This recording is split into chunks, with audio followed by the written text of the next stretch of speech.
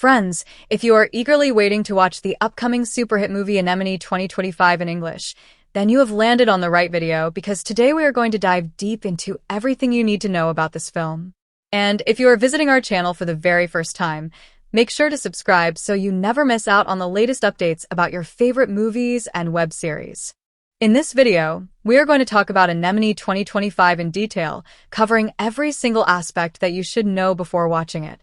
We will start by talking about what Anemone 2025 is all about, its storyline, and what makes this film so unique and exciting. I'll give you a complete breakdown of where and how you can watch this movie, whether it will be available on an OTT platform, a satellite channel, or in theaters, and the best way to experience it for maximum entertainment. We'll also discuss the production journey of this movie, from the earliest stages of pre-production to the actual filming process and then post-production, where all the magic comes together. You'll get to know about the work that went into cinematography, special effects, and sound design that make Anemone 2025 a visual treat for audiences. Apart from the technical aspects, we'll talk about the music department and how the soundtrack plays a vital role in setting the mood of this film. If you're curious about the budget and box office performance, I'll share insights on how much the makers invested in this project and what kind of collections the movie is expected to generate once it hits the big screen.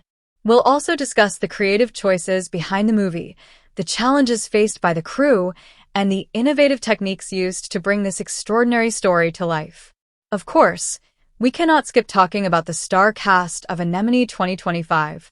I will give you detailed information about the actors, their characters, and how each performance contributes to making this film a complete cinematic experience.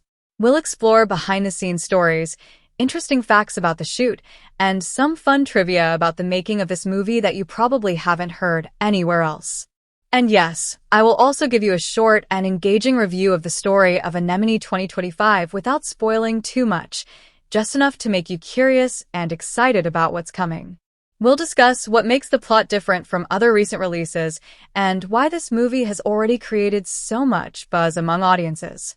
So, friends, if you want to know everything about Anemone 2025, from its storyline and cast to its technical brilliance, budget details, box office expectations, and release platforms, then stay tuned till the very end of this video because there's a lot of information you won't want to miss. Get ready, because we are about to dive into the fascinating world of Anemone 2025 and explore why this movie is being called one of the most anticipated releases of the year. Now, let's get started and uncover everything you need to know about Anemone 2025.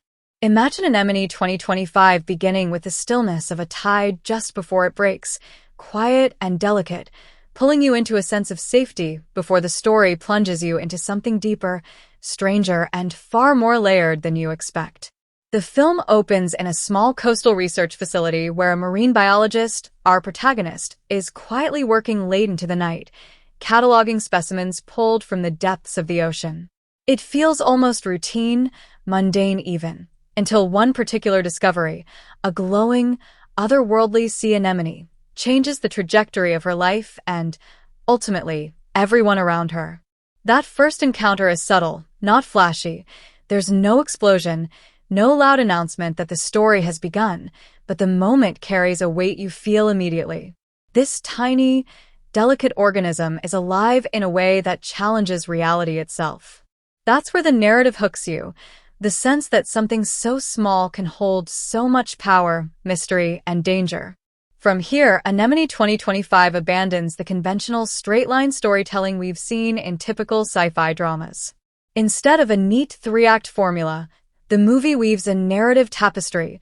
Present-day investigation scenes overlap with dreamlike fragments of memory, flashes of the protagonist's childhood, and distorted images of a loved one she lost years ago. It's never chaotic, though. The director treats these nonlinear shifts like waves hitting the shore, retreating and returning, each time reshaping your understanding of the characters and their relationships.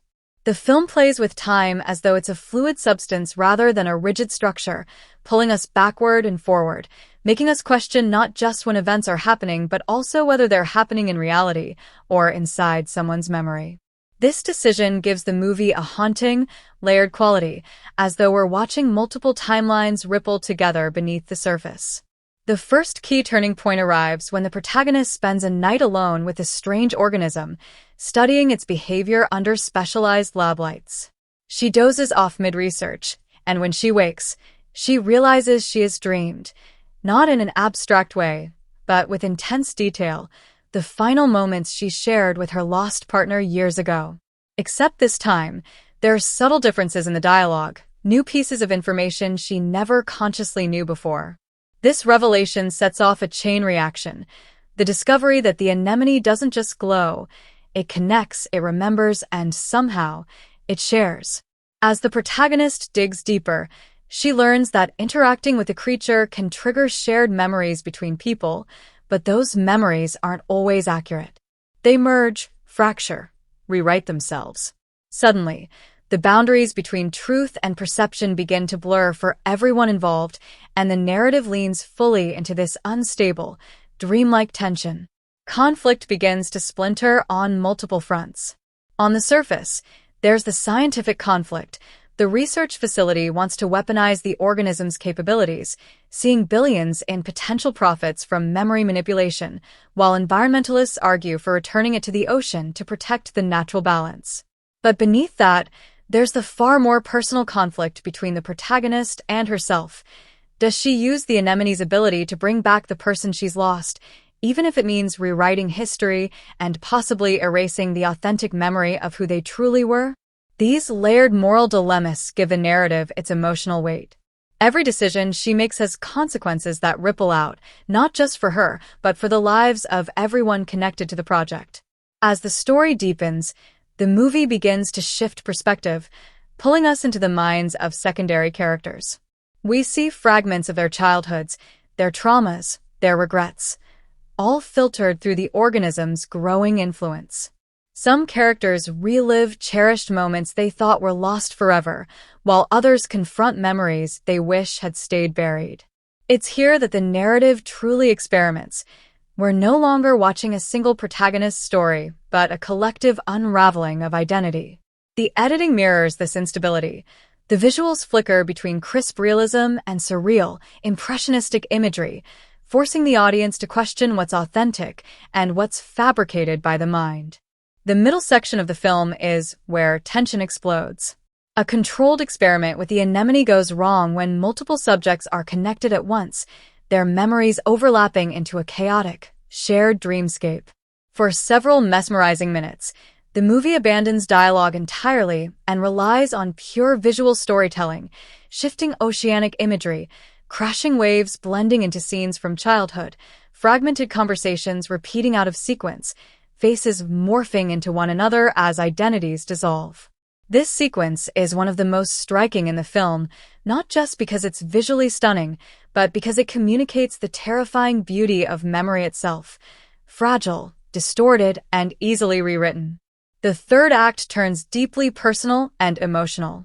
The protagonist faces the ultimate dilemma: use the organism's power to rewrite a single defining memory and bring back the love she lost, or destroy the specimen entirely to preserve the truth of human experience. The stakes here are profound, not world-ending in the traditional blockbuster sense, but soul-defining. In making her choice, she confronts not only her grief, but also the responsibility of what it means to carry memories authentically, imperfections and all. When the climax arrives, it doesn't come with explosions or predictable spectacle. Instead, it lands with a quiet, devastating emotional weight, where sacrifice and acceptance matter more than victory. The ending embraces ambiguity rather than closure. Some questions are left intentionally unanswered. We're never fully told whether certain memories belong to the characters or were constructed by the organism itself. In the final moments, the anemone is released back into the depths of the ocean, its glow disappearing beneath the waves, suggesting that some mysteries aren't meant to be controlled. The last sequence lingers on a single, meditative image, the protagonist standing on the shoreline, carrying both her grief and her newfound understanding of it. It's not triumph, and it's not despair. It's transformation. Throughout, Anemone 2025 uses its nonlinear narrative, shifting perspectives and surreal sequences not as gimmicks, but as tools to explore its central theme: memory is alive, mutable, and deeply tied to identity. By the time the credits roll, the audience has experienced a story that feels less like watching a movie and more like being pulled into an ocean current, sometimes calm, sometimes disorienting, but always beautiful in its depth and unpredictability. The character development in Anemone 2025 is one of its most striking achievements, a slow-burning emotional journey where every decision, hesitation, and vulnerability shapes the overall narrative. The film doesn't rely on broad strokes or cliched archetypes. Instead, it builds its characters layer by layer, letting us experience their internal conflicts as intimately as their external ones. Every character feels like they belong to the same tangled web, and their motivations, transformations, and relationships ripple across the story, like shifting ocean currents. Nothing here is static. Everyone changes, often in unexpected, deeply human ways. At the center of the story is Dr. Alara Vey, the marine biologist whose discovery of the mysterious glowing anemone sets the entire chain of events in motion. In the opening scenes, she comes across as composed and methodical, someone who has dedicated her life to understanding the deep sea, but has forgotten how to live on the surface. Through subtle details, a half-drunk mug of coffee, a saved voicemail she can't bring herself to delete, a nightly ritual of listening to an old song, we sense an unresolved grief connected to the loss of her partner years ago. At first, her motivations seem purely scientific, but as the film unfolds, her emotional wounds begin to drive her choices as much as her curiosity. When she realizes that the anemone's unique properties allow it to connect and manipulate memory, she faces an impossible question: is reliving the past a way to heal or a dangerous form of self-erasure? Her journey is not about defeating an external threat. It's about confronting her own longing, guilt, and fear of moving on. Her transformation doesn't happen in one defining moment, but across dozens of quiet, intimate ones, each shaping her into someone who must eventually choose between preservation and release. Surrounding Alara is a carefully constructed ensemble of characters who bring their own complexities to the story. Dr. Cashin Rowe, her closest colleague, initially comes across as supportive and idealistic, sharing her passion for discovery. But beneath his enthusiasm lies ambition, and the promise of fame and funding gradually pulls him toward compromise. His arc is fascinating because it mirrors Alara's but diverges at a crucial moral crossroads. Where she sees danger in exploiting the organism, he sees opportunity, convinced that his intentions are noble even as his decisions become ethically questionable. There's a moment where his betrayal doesn't come with villainous flair but quiet resignation, a single line delivered under his breath that lands heavier than any dramatic confrontation. Yet the film doesn't abandon him there. Cashin gets his own redemption arc, subtle and earned, as he confronts the personal cost of choosing glory over responsibility. Then there's Lien Kale, the environmental activist introduced as an outsider and frequent protester at the research facility. At first, Lien seems to function as a narrative foil, someone meant to challenge Alara's scientific detachment with raw passion for protecting marine life. But as the film progresses, we discover their personal connection to the ocean's secrets. Lien lost their sibling in a deep-sea accident years ago, and the unresolved trauma feeds their fierce protection of the anemone.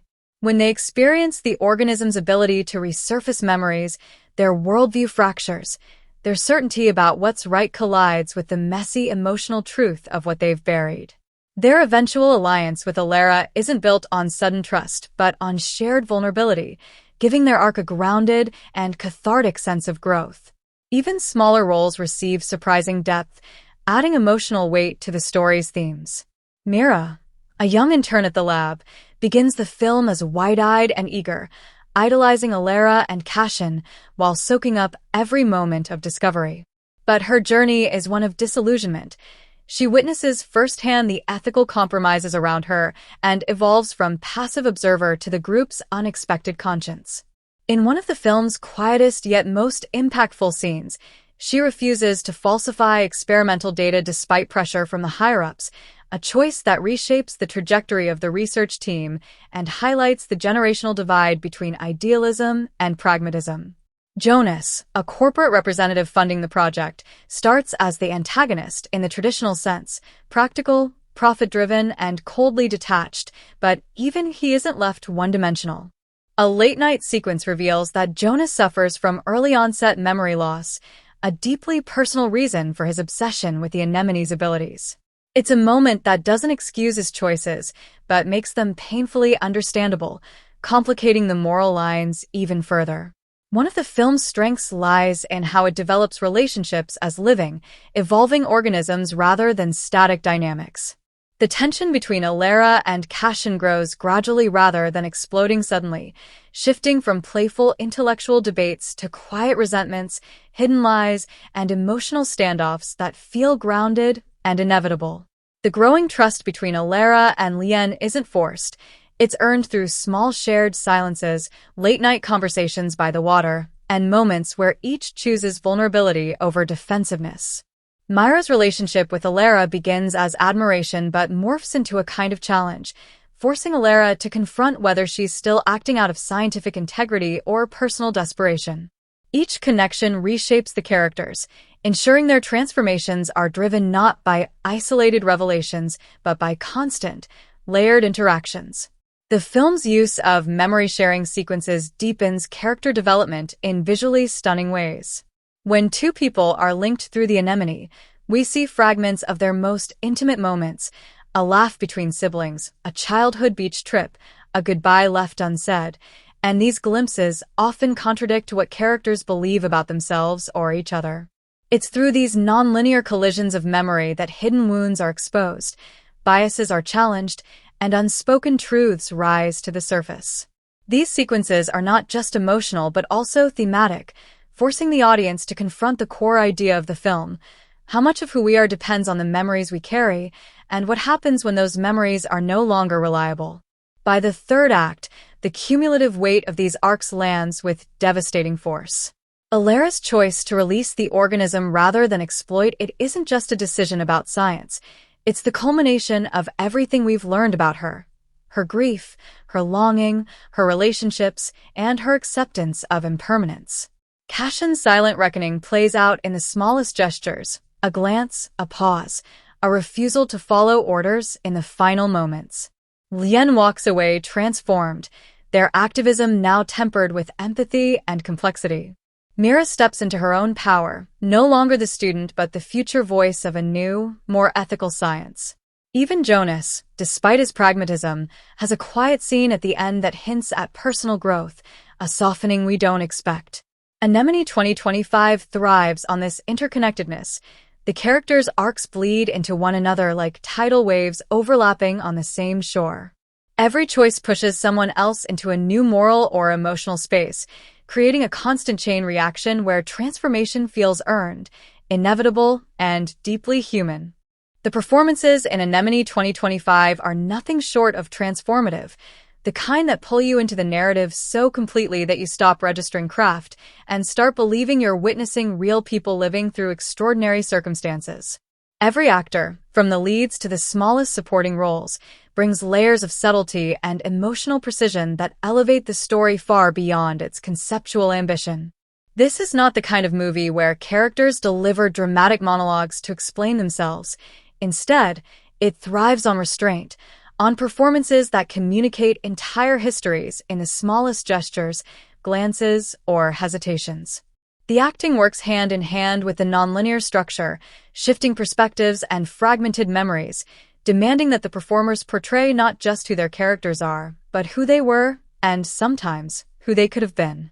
At the heart of it all is the actress portraying Dr. Alara Vey, and her performance anchors the entire film. From the very first frame, you understand her silence is not emptiness but density. Every pause is filled with unspoken weight. Alara is someone defined by what she doesn't say, and the actor leans into this beautifully, using physical stillness to reflect years of buried grief. The way her fingers trace the edge of a chipped mug, the tightness in her jaw as she watches old lab footage, the way she hesitates before touching the glowing organism for the first time, all of these micro-choices create a portrait of someone holding herself together by sheer will. But when the cracks finally show, when memory-sharing sequences force her to confront the deepest parts of her loss. The release is devastating without ever feeling forced. There's a scene mid-film where she revisits, through the organism, the last conversation she had with her partner. Her entire face carries the weight of someone simultaneously reliving and rewriting heartbreak, and it's a masterclass in layered, internalized acting. Then there's Dr. Cashin Rowe, Alara's longtime colleague and closest confidant, brought to life by a performance full of controlled contradictions. In the early stretches, he radiates charm and warmth, the colleague you want on your side, the kind who can turn the tension of a late-night lab failure into shared laughter. But as the pressure of discovery mounts, the actor begins to strip away that surface charisma, revealing insecurities and a growing hunger for recognition that complicates his every decision. What makes the performance remarkable is that Cashin never becomes a villain. His choices come from wounds we recognize, professional frustrations, a longing to leave his mark, a gnawing fear of irrelevance. The actor captures this dissent with breathtaking subtlety, a slight tightening of posture in meetings, a forced brightness in his voice, a smile that doesn't quite reach his eyes. By the time he makes his pivotal betrayal, the audience feels his conflict as keenly as his ambition. And later, in his quiet scenes of regret, the portrayal avoids melodrama in favor of restraint, a simple look, a prolonged silence, a shift in breathing, that tells you everything Cashin can't bring himself to say. Lien Kale, the environmental activist opposing the lab, is one of the film's emotional wildcards, and the actor's performance adds fire and complexity to a role that could have easily been flat ideology. Lien enters the film like a storm, fiery speeches, sharp retorts, a gaze that burns through anyone defending exploitation of the organism. But the brilliance lies in the layers beneath that righteous fury. In a memory-sharing sequence triggered accidentally, we witness the trauma that drives their passion, a sibling lost in a deep-sea expedition gone wrong, an unresolved guilt buried under defiance. The actor shifts seamlessly from explosive energy to quiet vulnerability, showing us that activism here isn't performative. It's survival, it's mourning, it's personal. The way their voice softens when recounting that memory, the way their posture folds inward for just a moment before straightening again, it makes Lien more than a counterpoint to Alara. They become a mirror, reflecting the film's deeper themes of grief, preservation, and the human need to hold on to what we've lost. Mira, the intern, delivers one of the film's quietest yet most memorable performances. Played by a fresh-faced actress with remarkable control, Mira begins the story eager and impressionable, shadowing Alara and Cashin like an apprentice desperate to belong. Her early energy is light, her dialogue rapid and curious, but as the story progresses and the ethical stakes sharpen, the actor calibrates Myra's transformation with exquisite precision. There's a turning point where she refuses to falsify data despite Cashin's persuasion, and the steadiness in her gaze, paired with the tremor in her voice, makes it a moment that resonates long after it passes.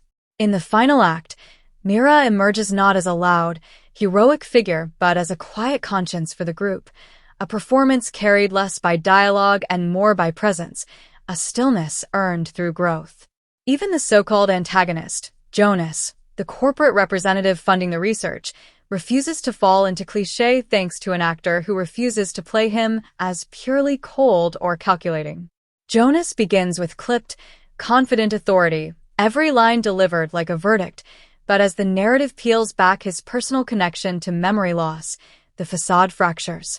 In a late-night scene, alone with the organism, Jonas hesitates, whispering an old childhood detail as though he's daring it to confirm he hasn't forgotten himself completely. The actor plays it with aching restraint, a tiny flicker of longing behind tightly controlled professionalism. Suddenly, the character becomes human, and even his sharpest decisions later on feel tragic rather than monstrous. The supporting cast deepens the film's emotional palette. Lab technicians, regulatory officials, reporters, and secondary researchers all are given space to leave impressions through fine-grained performances. A seemingly minor official who spends most of the film reciting policies unexpectedly breaks down in a hushed hallway scene, revealing that she once volunteered in memory therapy trials and regrets what she lost. A photographer covering the unfolding chaos begins with cynical detachment, mocking the research team's secrecy, only to grow unexpectedly protective after glimpsing a fragment of their own past in a shared memory. Each of these moments enriches the sense that this isn't just Alara's story, it's a collective reckoning with identity, memory, and morality. What ties all these performances together is how well the cast handles the memory-sharing sequences, which are some of the most technically and emotionally challenging parts of the film. Actors are tasked with playing not just their characters, but altered versions of them, versions shaped by other people's memories, alternate timelines, and fractured identities. In one standout sequence, where characters share overlapping recollections and the performers embody subtle emotional bleed-throughs, Cashin borrowing Alara's tenderness for a heartbeat, Lien reliving a childhood beach day through Myra's innocence, Jonas reacting instinctively to a memory that isn't his but feels lived. The direction of Anemone 2025 is not just about framing a story, it is about creating an immersive emotional experience where every visual, sound, and pause becomes part of the narrative language. The director approaches the film like a living organism, carefully constructing its rhythm, texture, and mood so the audience doesn't just watch events unfold, but feels them under the skin. From the very first shot, there is a deliberate tonal intention. The slow-moving camera almost breathes with the tide, gliding through the opening frames as if submerged in memory itself. There's no rush to explain, no impatient cutting. Instead, the director trusts the audience to lean into the quiet and absorb the atmosphere. That patience defines the entire film, and it's what makes the tension so unsettling when things begin to spiral. Unlike most thrillers or sci-fi dramas, the film doesn't rely on loud spectacle. Its intensity comes from its restraint, from the precision of silence, from the way the camera lingers on faces, water ripples, and trembling hands until meaning begins to bloom naturally in the stillness. Stylistically, the choices are bold, but deeply cohesive. The director uses a language of movement that mirrors the themes of memory and distortion. The camera rarely sits completely still, often drifting gently as though caught in a current, which creates an unconscious sense of being pulled deeper into something unknown. When key narrative turns occur, this visual grammar subtly shifts. During moments of discovery, there are slow, hypnotic tracking shots that expand the world and allow the audience to breathe in its details, but when moral stakes tighten, the frame becomes narrower and more claustrophobic, boxing the characters into their choices. The director avoids obvious exposition in favor of visual storytelling. Details are revealed in framing rather than dialogue, the placement of an object on a desk, a distorted reflection in glass, a shadow that lingers longer than expected. This is a director who trusts images to speak louder than words. The pacing of Anemone 2025 is another stroke of mastery. The film moves like tides pulled by unseen gravity, sometimes serene and meditative, sometimes suddenly turbulent, always organic rather than mechanical. The narrative breathes in cycles, long stretches of quiet observation interrupted by moments of sharp emotional rupture. The director knows exactly when to withhold and when to confront, letting tension accumulate invisibly until a single line of dialogue, a cut, or a shift in sound drops the weight all at once. This dynamic keeps viewers unsettled, never fully able to predict the emotional rhythm, which mirrors the story's themes of blurred memory and reality. Cinematography here is nothing short of poetic. Shot composition is meticulous, making every frame layered with meaning. In laboratory sequences, cold, geometric symmetry emphasizes control and containment, while in scenes at sea, the compositions widen into open, expansive frames where human figures appear fragile and adrift, swallowed by nature's enormity. The lighting plays a central role in building tone. Soft, diffused glows give a dreamlike quality to memory sequences, while colder, clinical tones dominate the present-day storyline, reinforcing the disconnect between what's real and what's remembered. In some of the film's most daring visual choices, the director experiments with shallow focus, fragmented reflections, and shifting color saturation to mirror the disorientation of the characters as their perceptions begin to warp. Even the organism itself, the glowing anemone, becomes a recurring visual anchor, framed in ways that make it alternately beautiful, dangerous, and unknowable, depending on which character is engaging with it.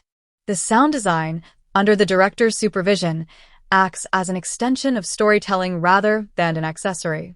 Natural sounds, the hum of machinery, waves against the hull, the crackle of static, the faint pop of air bubbles underwater, are layered so intricately into the mix that they become part of the emotional texture.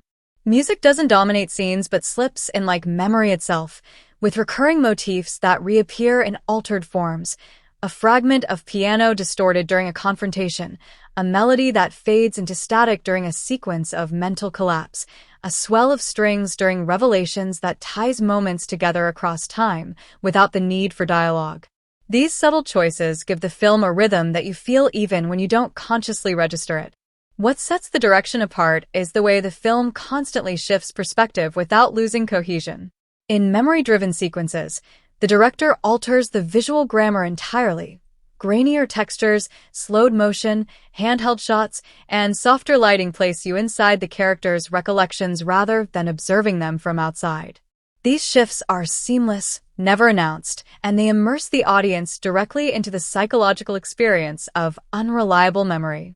At times, the director blurs subjective and objective realities so effectively that scenes bleed into one another without a hard boundary, leaving you to experience the same confusion the characters feel, but always with a sense of narrative control beneath the chaos. Even the blocking and spatial choreography reveal character dynamics. Scenes of confrontation are often staged with deliberate physical separation, characters positioned behind glass, reflected in mirrors, or partially obscured by equipment, creating visual metaphors for secrecy and mistrust.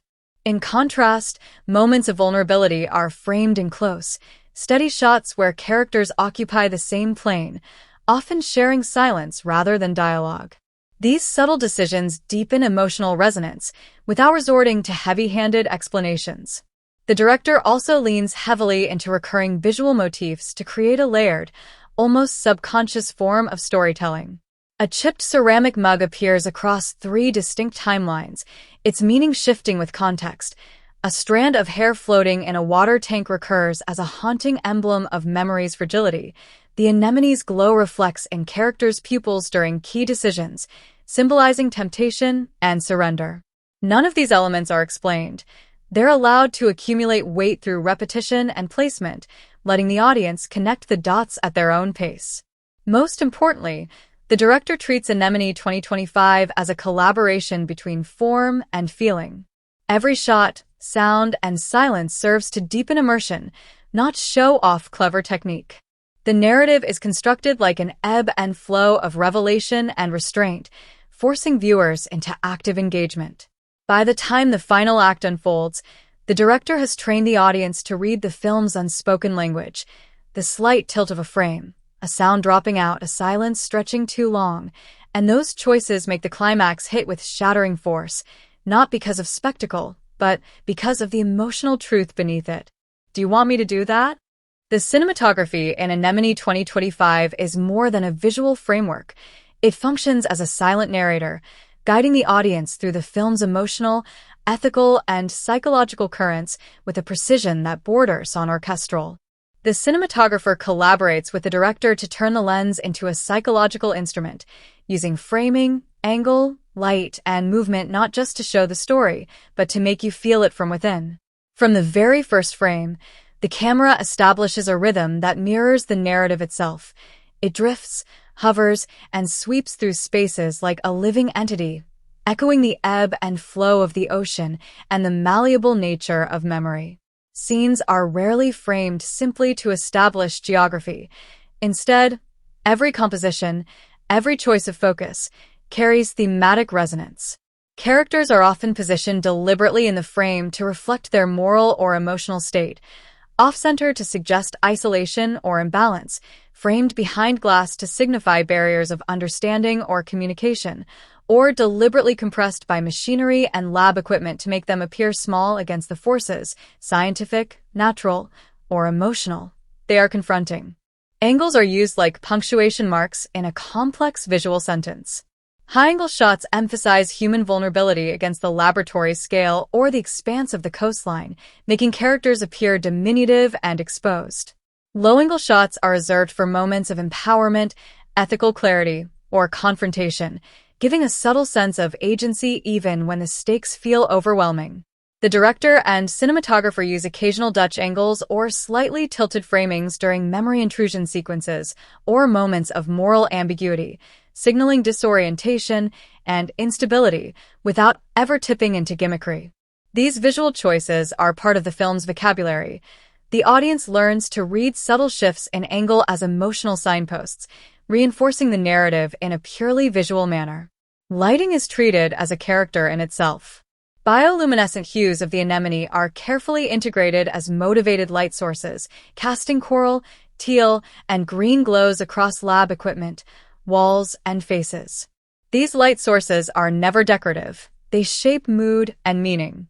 Practical lighting, from lab monitors, LED strips, or small lamps, is similarly used to sculpt space and highlight psychological tension. In many sequences, the interplay of natural and artificial light subtly communicates moral and emotional stakes. Cool, muted lighting signals ethical restraint or detachment, while warmer, memory-tinted light corresponds to temptation, nostalgia, or moral compromise.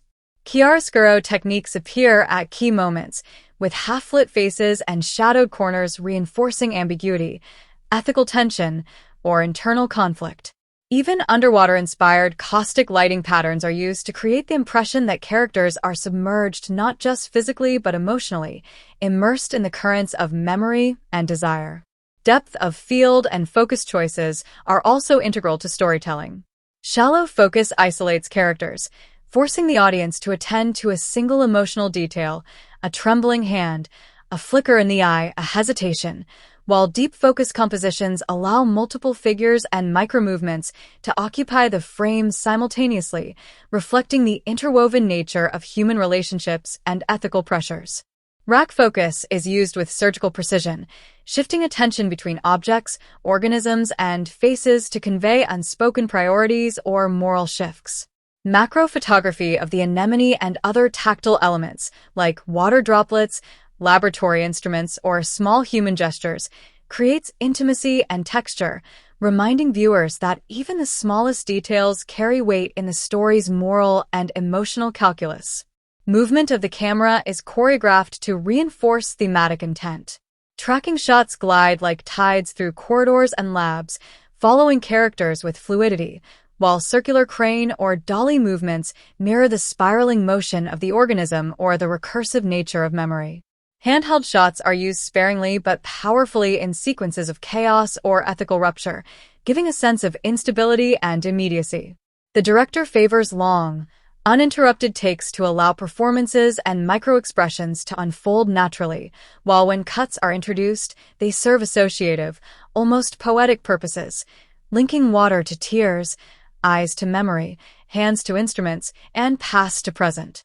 These visual metaphors are integral to the audience's understanding of psychological and ethical nuance. Color grading throughout the film is narratively driven. The present is dominated by muted blues, grays, and neutral tones, evoking clinical restraint, isolation, and the weight of ethical responsibility. When memory, temptation, or intimate revelation enters, the palette shifts subtly toward warm corals, golds, and saturated teals, signaling the intrusion of subjective experience into objective reality. These visual cues help the viewer navigate a story where time, memory, and moral perspective are fluid, supporting comprehension while maintaining emotional resonance. The cinematography also excels in symbolic visual storytelling.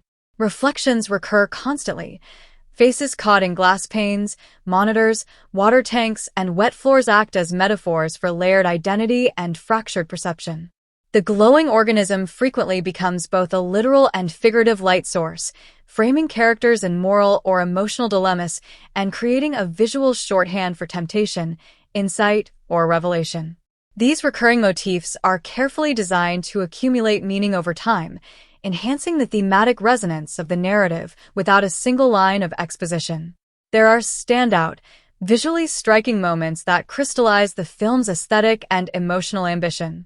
A nighttime discovery sequence employs practical LEDs and the anemone's bioluminescence to paint a room in shifting coral and green highlights, turning scientific observation into a painterly, almost ritualistic experience.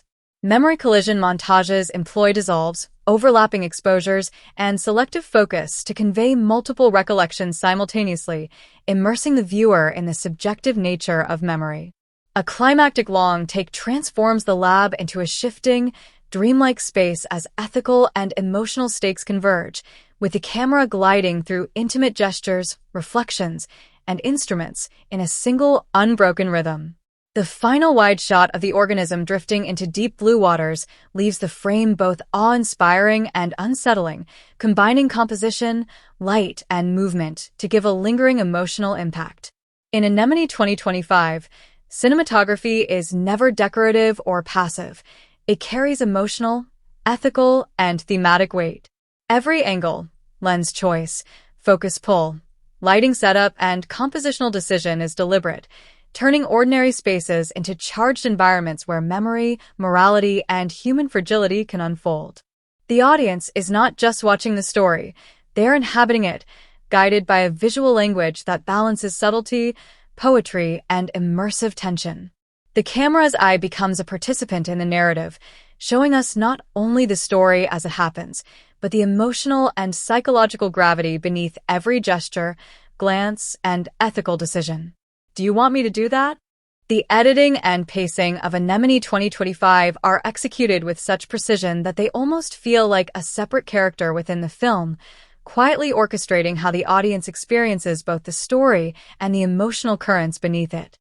From the very opening sequence, the editor establishes a rhythm that mirrors the natural ebb and flow of the ocean, and, by extension, the fluidity of memory itself. Long, contemplative shots allow viewers to absorb the environment, the sterile lab equipment, the organic glow of the anemone, the subtle interplay of human emotion in confined spaces, while intercut sequences start weaving the narrative's multiple threads almost imperceptibly, suggesting connections, tensions, and ethical dilemmas before they fully unfold. There is no rush to impose clarity. Instead, the pacing nudges the audience toward engagement, requiring careful observation and emotional investment to fully understand the implications of each action. What sets this editing apart is its seamless handling of temporal shifts. The narrative frequently oscillates between present-day events, recollections, and overlapping shared memories, yet the transitions feel organic rather than jarring. Memory sequences often employ layered exposures, dissolves, and associative cuts that link an object, gesture, or light pattern in the present to a past experience. For instance, a hand touching the anemone in the lab might dissolve into the memory of a childhood hand tracing the surface of a small pool, merging past and present in a single, emotionally resonant visual statement. This approach not only maintains narrative coherence, but deepens thematic resonance, visually reinforcing the film's exploration of memory, identity, and ethical consequence. Pacing throughout the film is elastic and deliberately modulated. Moments of tension or ethical conflict often build slowly, allowing the weight of a character's decision, hesitation, or moral dilemma to accumulate before the story progresses. Conversely, sequences depicting rapid scientific discovery, protest confrontations, or shared memory intrusions accelerate rhythmically, using tighter cuts, more compressed timelines, and quicker visual alternations to convey urgency and mental overload. The juxtaposition of these rhythms keeps the audience engaged while reinforcing the film's psychological and emotional stakes.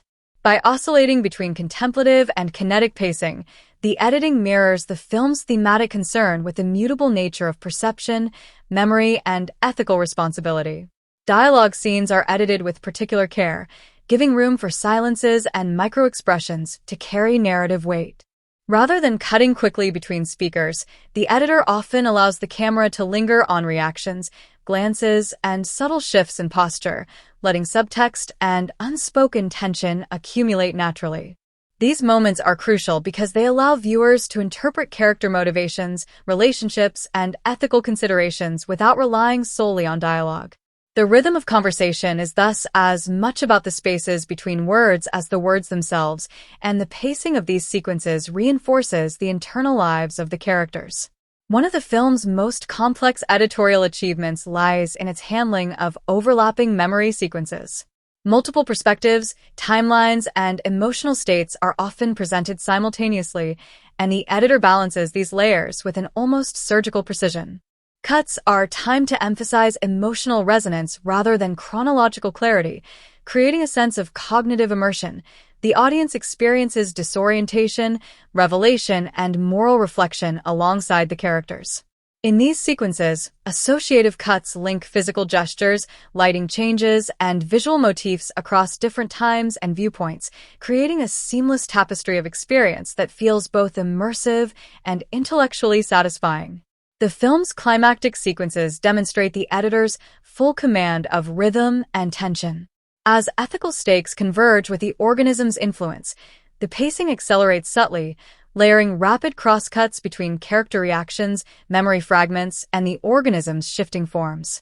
Each cut is motivated by narrative and emotional logic, ensuring that the audience follows the convergence of personal, ethical, and scientific tension without confusion.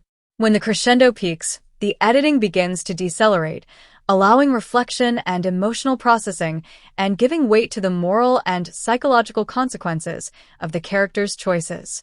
Even in these high-stakes sequences, the editor avoids manipulative techniques, relying instead on the natural accumulation of visual and emotional momentum.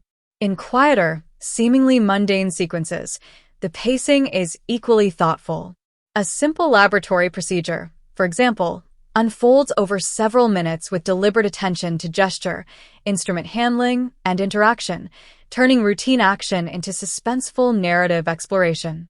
Small cuts are introduced to highlight subtle shifts in character focus or moral hesitation, ensuring that even the most routine events contribute to narrative tension and thematic development.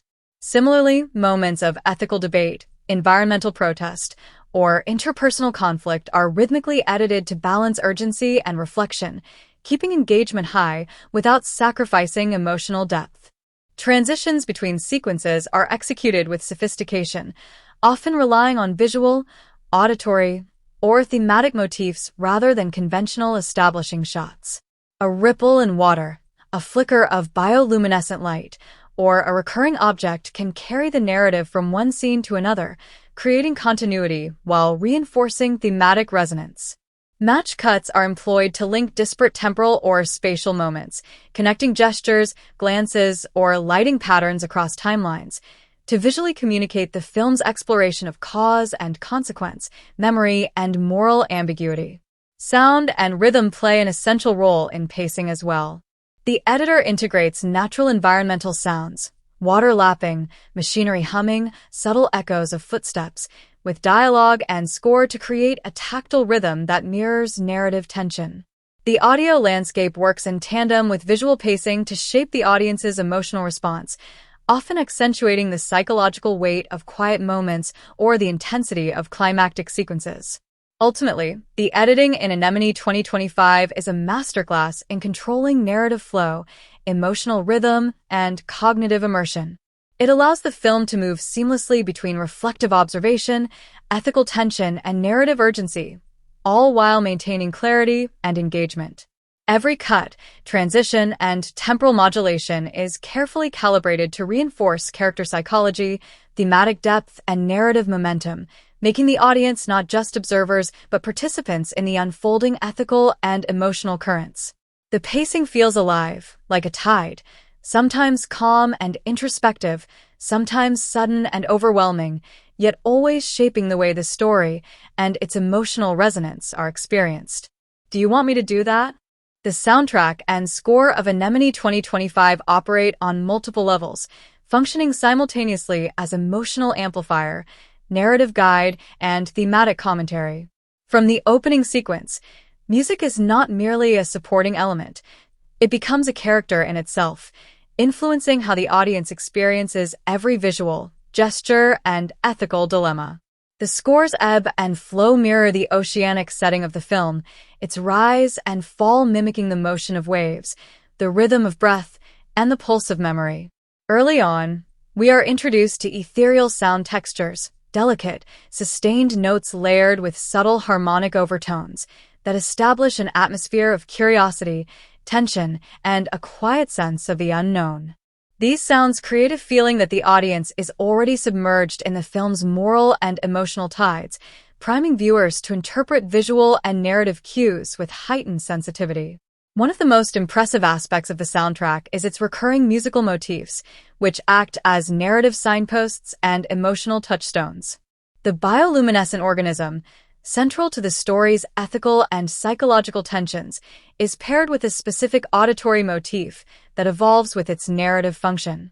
During moments of scientific observation or curiosity, the motif is soft and shimmering, almost playful, gently drawing attention to its otherworldly presence. When danger or moral ambiguity arises, the same motif shifts subtly. Dissonant harmonics, irregular rhythms, and subtle pulsations reflect tension and foreshadow ethical dilemmas. In emotionally charged or revelatory sequences, the motif expands into richer harmonic structures, emphasizing character reflection, growth, or confrontation. This adaptive musical language allows the score to communicate without words, guiding the audience's perception of stakes and emotional tone across different contexts. Silence is deployed as strategically as sound, and the film's auditory landscape is as much about absence as presence. The composer and director use quiet moments to foreground environmental sounds, allowing the hum of laboratory equipment, the subtle dripping of water, or the distant crash of ocean waves to dominate the space. These silences heighten tension, sharpen focus on small gestures, and deepen immersion. In shared memory sequences, the absence of traditional score allows layered diegetic sounds, like breathing, footsteps, and water, to take on melodic significance, blending seamlessly with character psychology. Silence becomes a tool for introspection and anticipation, emphasizing the weight of each moral or emotional choice and allowing the audience to experience the characters' internal landscapes in a profoundly intimate way. Instrumentation is carefully chosen to reinforce both the natural and technological dimensions of the story. Organic instruments such as strings, woodwinds, and soft percussive elements evoke the organism's mysterious beauty and the human emotional spectrum, while electronic textures, subtle pulses, sustained synth pads, and processed tones reflect scientific observation, ethical complexity, and cognitive disorientation. The interplay between acoustic and electronic sounds creates a hybrid auditory environment that is simultaneously grounded and ethereal, human and otherworldly, making the audience feel as though they inhabit both the tangible laboratory and the mutable, fluid world of memory and moral choice. The score is intimately tied to the film's pacing and editing, responding dynamically to shifts in rhythm, tension, and emotional beats. In contemplative sequences, music unfolds slowly, with sustained tones and gradual crescendos that allow tension, curiosity, or ethical reflection to accumulate naturally. During sequences of discovery, moral confrontation, or shared memory intrusion, the music accelerates, layering rhythmic pulses, overlapping motifs, and harmonic shifts that amplify urgency and heighten suspense. The tempo of the score is elastic, perfectly mirroring the narrative's own rises and falls, and it interacts seamlessly with visual transitions, creating a cohesive experience where emotional and cognitive engagement are intertwined. Standout sequences demonstrate the score's narrative sophistication. In memory collision scenes, overlapping motifs and shifting harmonics mirror multiple perspectives, with each auditory layer corresponding to a different character's subjective experience. The audience experiences simultaneity, disorientation, and revelation through music as much as through visuals. In climactic laboratory or ethical confrontation sequences, the score builds in layers, combining the organism's motif, character-specific motifs, and environmental soundscapes to create a complex, immersive sonic web that parallels the film's narrative complexity. Even quieter scenes are charged with intentional musical cues. A single piano note, a soft chime, or a subtly sustained tone underscores hesitation, ethical doubt, or emotional intimacy, turning minute gestures into narratively significant moments. The soundtrack also functions as a thematic amplifier.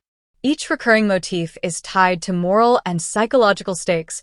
Alara's journey, marked by evolving harmonic patterns, reflects her internal growth and ethical reckoning. Lien's sequences, underscored by irregular rhythms and dissonant textures, emphasize moral urgency and cognitive tension. Minor characters are supported by subtle auditory cues that reinforce narrative significance without distracting from the central arcs. This use of musical theming ensures that the audience can track emotional and ethical developments even when narrative threads are complex or temporally layered. Integration with diegetic sound is masterful. Music does not sit atop the film as a separate element. It intertwines with environmental sounds, dialogue, and incidental noise to create a fully realized auditory environment.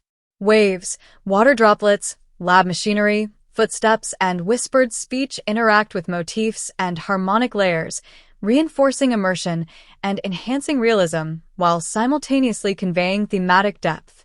The soundscape becomes a living, reactive element, allowing viewers to inhabit the characters' spaces both physically and psychologically. The final sequences exemplify the score's subtle power. As the organism drifts into the deep, the motifs gradually transform into sustained, ethereal textures, fading almost imperceptibly while blending with environmental sounds. The audience is left in a state of reflective suspension, with music extending the emotional resonance of visuals and narrative into an experiential echo. Every note, silence, and harmonic decision in these moments reinforces the film's thematic concerns with memory, morality, and human fragility. In sum, the soundtrack and score of Anemone 2025 are a finely tuned instrument, enhancing narrative clarity, emotional depth, thematic resonance, and immersive atmosphere. The music guides perception without dominating it, responds dynamically to pacing and editing, and communicates the unspoken moral and psychological stakes of the story. It balances haunting beauty, cognitive tension, and narrative subtlety, making the auditory experience as integral to the film as its visuals, performances, and ethical dilemmas. The thematic landscape of Anemone 2025 is vast and multilayered, allowing the film to operate as much as a meditation on human consciousness and morality as it does a narrative about science and discovery. One of the most striking thematic threads is the tension between curiosity and responsibility.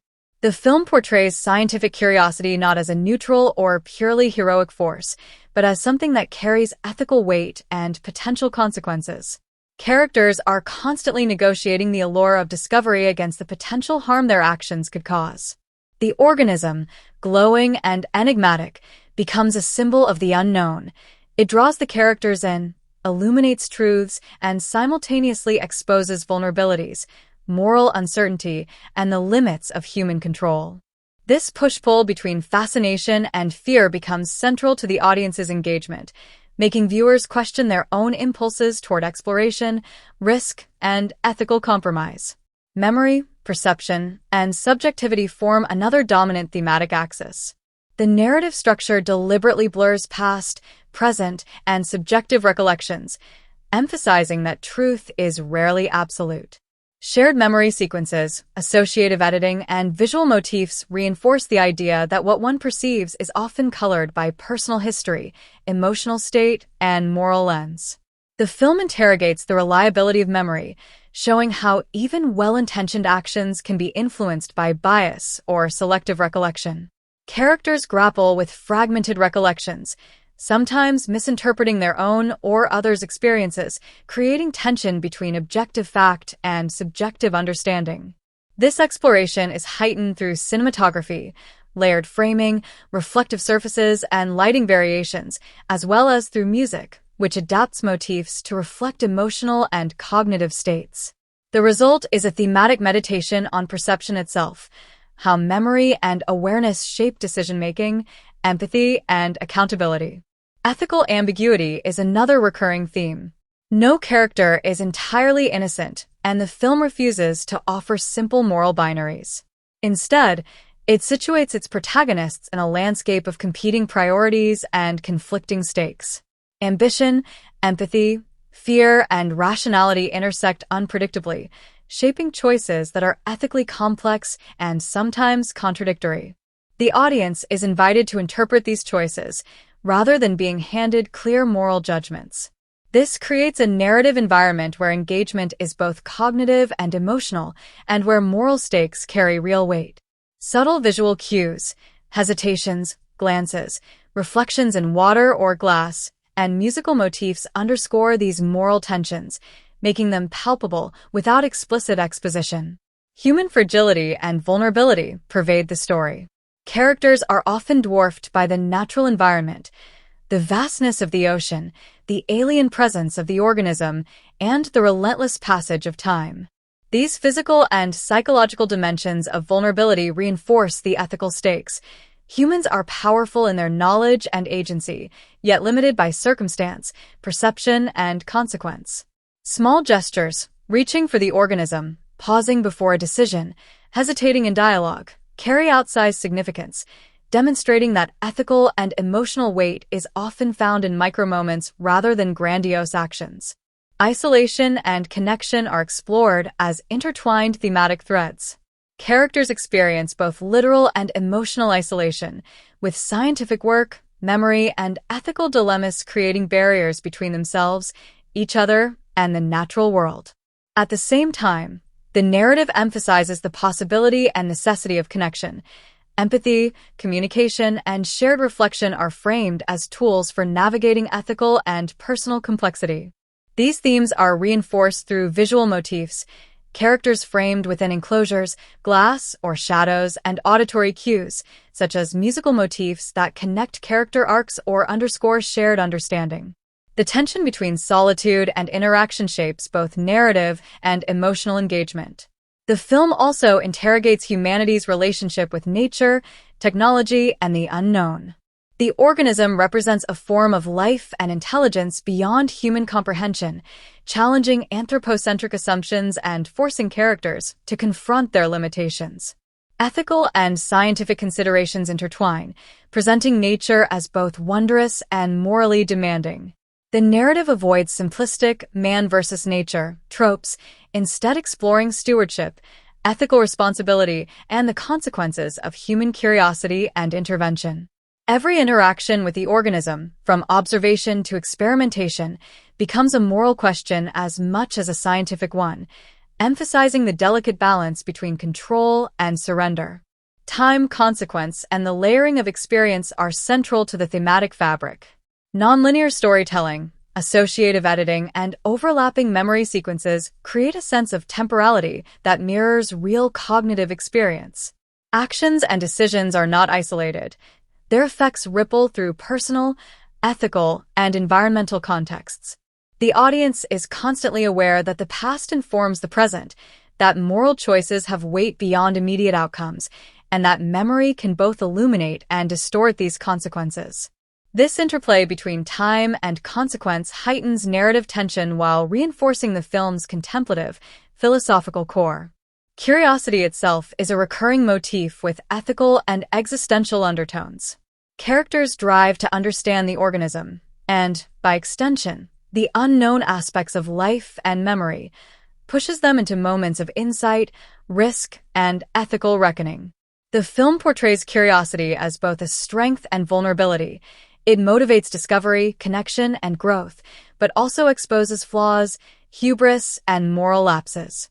Visual, auditory, and narrative motifs reinforce this. The organism's glow, musical pulses, and camera movements all act as subtle invitations to explore, while also signaling potential danger or ethical cost. Finally, the film's thematic architecture emphasizes ambiguity and reflection over resolution. While key narrative questions are addressed, many ethical, emotional, and philosophical dilemmas remain open, inviting the audience to contemplate the consequences of human action, perception, and moral responsibility. Themes resonate long after the credits roll, with memory, morality, human fragility, curiosity, and the unknown continuing to echo in the viewer's mind. The film integrates these themes naturally into story, performance, cinematography, score, and editing, creating a cohesive and immersive experience where ideas emerge organically rather than feeling imposed. Do you want me to do that? The visual effects and CGI in Anemone 2025 operate at an exceptionally high level of integration and narrative purpose, creating a cinematic world that feels fully realized, organic, and immersive. From the very first moments of the film, it becomes clear that visual effects are not merely decorative or designed for spectacle. They are embedded into the storytelling in a way that supports character, theme, and emotional resonance. The bioluminescent organism, the story's central figure, exemplifies this approach. Its every movement, pulse, and glow has been meticulously designed to interact naturally with its surroundings, blending perfectly with practical set elements and environmental lighting. Rather than feeling artificial or inserted post-production, the organism inhabits the world as if it were physically present, responding to characters, water currents, and light sources in ways that feel biologically plausible. Practical effects form the backbone of this immersive world. The filmmakers combine tangible, hands-on props, laboratory equipment, and physical stand-ins with CGI overlays to create seamless interactions between humans and the organism. When a character touches or manipulates a portion of the creature, the physical object provides weight, resistance, and texture, while the digital enhancements bring fluidity, subtle motion, and bioluminescent patterns that would be impossible to achieve practically. This synergy between practical and digital effects ensures that viewers experience a tactile reality. The audience can almost feel the organism's surface, the water's resistance, and the lab's physicality, making every moment of interaction emotionally and psychologically grounded.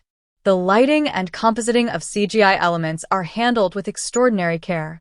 The organism's glow is dynamic and responsive, reflecting environmental cues, character proximity, and narrative tension. Light bounces realistically on wet surfaces, skin tones, and surrounding equipment, reinforcing the sense that the digital creature exists within the physical space rather than floating unnaturally on top of it. Even small touches, like the way reflections ripple on glass or water as the organism moves, are digitally calculated yet feel completely natural. This attention to detail elevates immersion and ensures that effects are never distracting.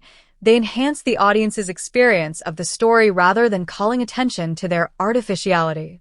One of the most creative uses of VFX in the film is in sequences exploring memory, perception, and overlapping realities.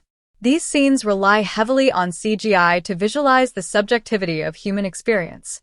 For instance, when characters' memories collide or intertwine, the digital work creates layered exposures, ghosted duplicates, and subtle distortions in perspective and scale. These visual cues communicate narrative and psychological complexity in ways dialogue or conventional cinematography could not, making abstract cognitive concepts visually tangible. Importantly, these sequences are never gratuitous. Every effect is carefully calibrated to the emotional and thematic stakes, allowing viewers to experience disorientation, tension, or revelation in alignment with the character's inner states. Environmental effects are another area where the CGI excels. The coastal setting, laboratory interiors, and underwater sequences are enhanced with subtle digital manipulation that heightens realism without breaking immersion. Ripples, currents, splashes, and reflections are composited digitally with attention to physics, light, and interaction with characters and props. Even when these effects are subtle, they reinforce the narrative world, making it feel complete and consistent across different sequences and camera angles. Particle effects, such as the organism's luminescent trails, floating biological material, or fine mist in the lab, are layered in a way that feels like natural extensions of the environment, enhancing narrative and thematic weight while remaining visually believable. Close-up interactions with the organism demonstrate the film's attention to detail in high-fidelity CGI. Micromovements, changes in texture, fluid dynamics, and responsive lighting are all digitally crafted to match actors' performances and practical props. Wide environmental shots, by contrast, balance digital augmentation with practical set pieces, ensuring scale, context, and spatial continuity remain coherent. This careful blending between intimate digital detail and broader environmental integration preserves immersion across scales and shot types, creating a world that feels alive and responsive. VFX is also used narratively to visualize emotional and ethical tension. The organism's light and movement often mirror character psychology. Hesitation, moral dilemma, or cognitive overload is echoed in subtle pulses, shifts in color, and fluid motion, making visual effects an active part of storytelling rather than background spectacle. Cross-cutting with memory sequences, environmental cues, and character reactions, the CGI conveys layers of meaning that extend beyond the literal presence of the organism. This creates a multisensory storytelling experience where visual effects communicate as much as dialogue or performance. In climactic and high-intensity sequences, CGI and practical effects converge seamlessly to heighten stakes and immerse the audience. Layered compositing, dynamic lighting, and particle simulation create sequences of discovery, conflict, and ethical confrontation that feel immediate and real. Even during visually complex moments, the film maintains clarity and believability. Digital elements are consistent with physical reality, and the audience can follow spatial relationships, action, and narrative weight without being distracted by technical spectacle. Smaller, subtler effects also deserve attention. Droplets, reflections, and environmental details are often enhanced digitally to maintain continuity and immersion, yet never feel intrusive. These micro-adjustments reinforce the physical and narrative realism of each scene, demonstrating that visual effects in Anemone 2025 are used holistically across both grand and intimate moments to sustain the world's credibility. Finally, the integration of CGI with other cinematic elements, score, cinematography, editing, and performance is near perfect. Visual effects are timed and framed in coordination with musical cues, camera movement, and actor focus, reinforcing narrative rhythm and emotional beats. Even when digital elements are fantastical, such as in memory collision or ethically charged sequences, they feel narratively motivated, emotionally resonant, and visually consistent with the film's world. In sum, Anemone 2025 uses visual effects and CGI as a storytelling tool rather than a decorative flourish. Effects are seamlessly blended with practical elements, performance, and cinematography to enhance immersion, communicate psychological and ethical nuance, and reinforce thematic weight. They create a fully realized, tactile, and emotionally resonant world where every ripple, glow, and particle serves narrative and emotional purpose. Do you want me to do that? The set design and locations in Anemone 2025 are crafted with meticulous attention to detail, creating a world that feels both tangible and thematically resonant, fully supporting the story's ethical, emotional, and scientific dimensions. From the very first frame, it's clear that production design is more than decorative. It serves as an extension of character psychology, narrative tension, and thematic exploration. Laboratory environments, coastal settings, and interior spaces are all carefully designed to reflect the film's balance between scientific curiosity, ethical uncertainty, and human fragility. The laboratory, where much of the action takes place, is a masterclass in blending realism with narrative utility. Every prop, from microscopes and containment units to water tanks and monitoring equipment, is deliberately chosen to create authenticity while supporting story beats. Digital overlays and bioluminescent lighting effects are seamlessly integrated into these practical environments, making the organism feel naturally embedded in its surroundings. Even minor details, the subtle wear of counters, the scattered notebooks, the condensation on glass tanks, serve to reinforce realism and immerse the audience in the scientific world without feeling cluttered or distracting. Coastal and outdoor locations are equally compelling, providing both aesthetic beauty and narrative significance. The shoreline, with its shifting tides, jagged rocks, and soft fog, serves as a visual metaphor for uncertainty, moral fluidity, and the unpredictable forces that shape human decisions. The environment is not merely a backdrop, it interacts with the story. Waves crashing against rocks mirror emotional tension, mist and light refracting through water convey ambiguity, and natural textures echo themes of fragility, exploration, and ethical complexity. Each outdoor location is carefully composed, using natural elements to frame characters, highlight ethical dilemmas, or emphasize moments of discovery. Interior spaces beyond the lab, such as research offices, living quarters, and community areas, are similarly detailed, reflecting both character psychology and social dynamics. Personal spaces are cluttered or minimal depending on character traits, subtly revealing ambition, obsession, or vulnerability. Small props, a pen scratched with notes, a shelf of marine biology texts, worn furniture, offer narrative hints without overt exposition.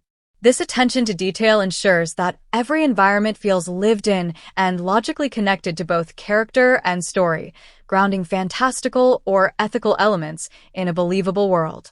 Set design also plays an active role in storytelling through lighting, spatial arrangement, and materiality.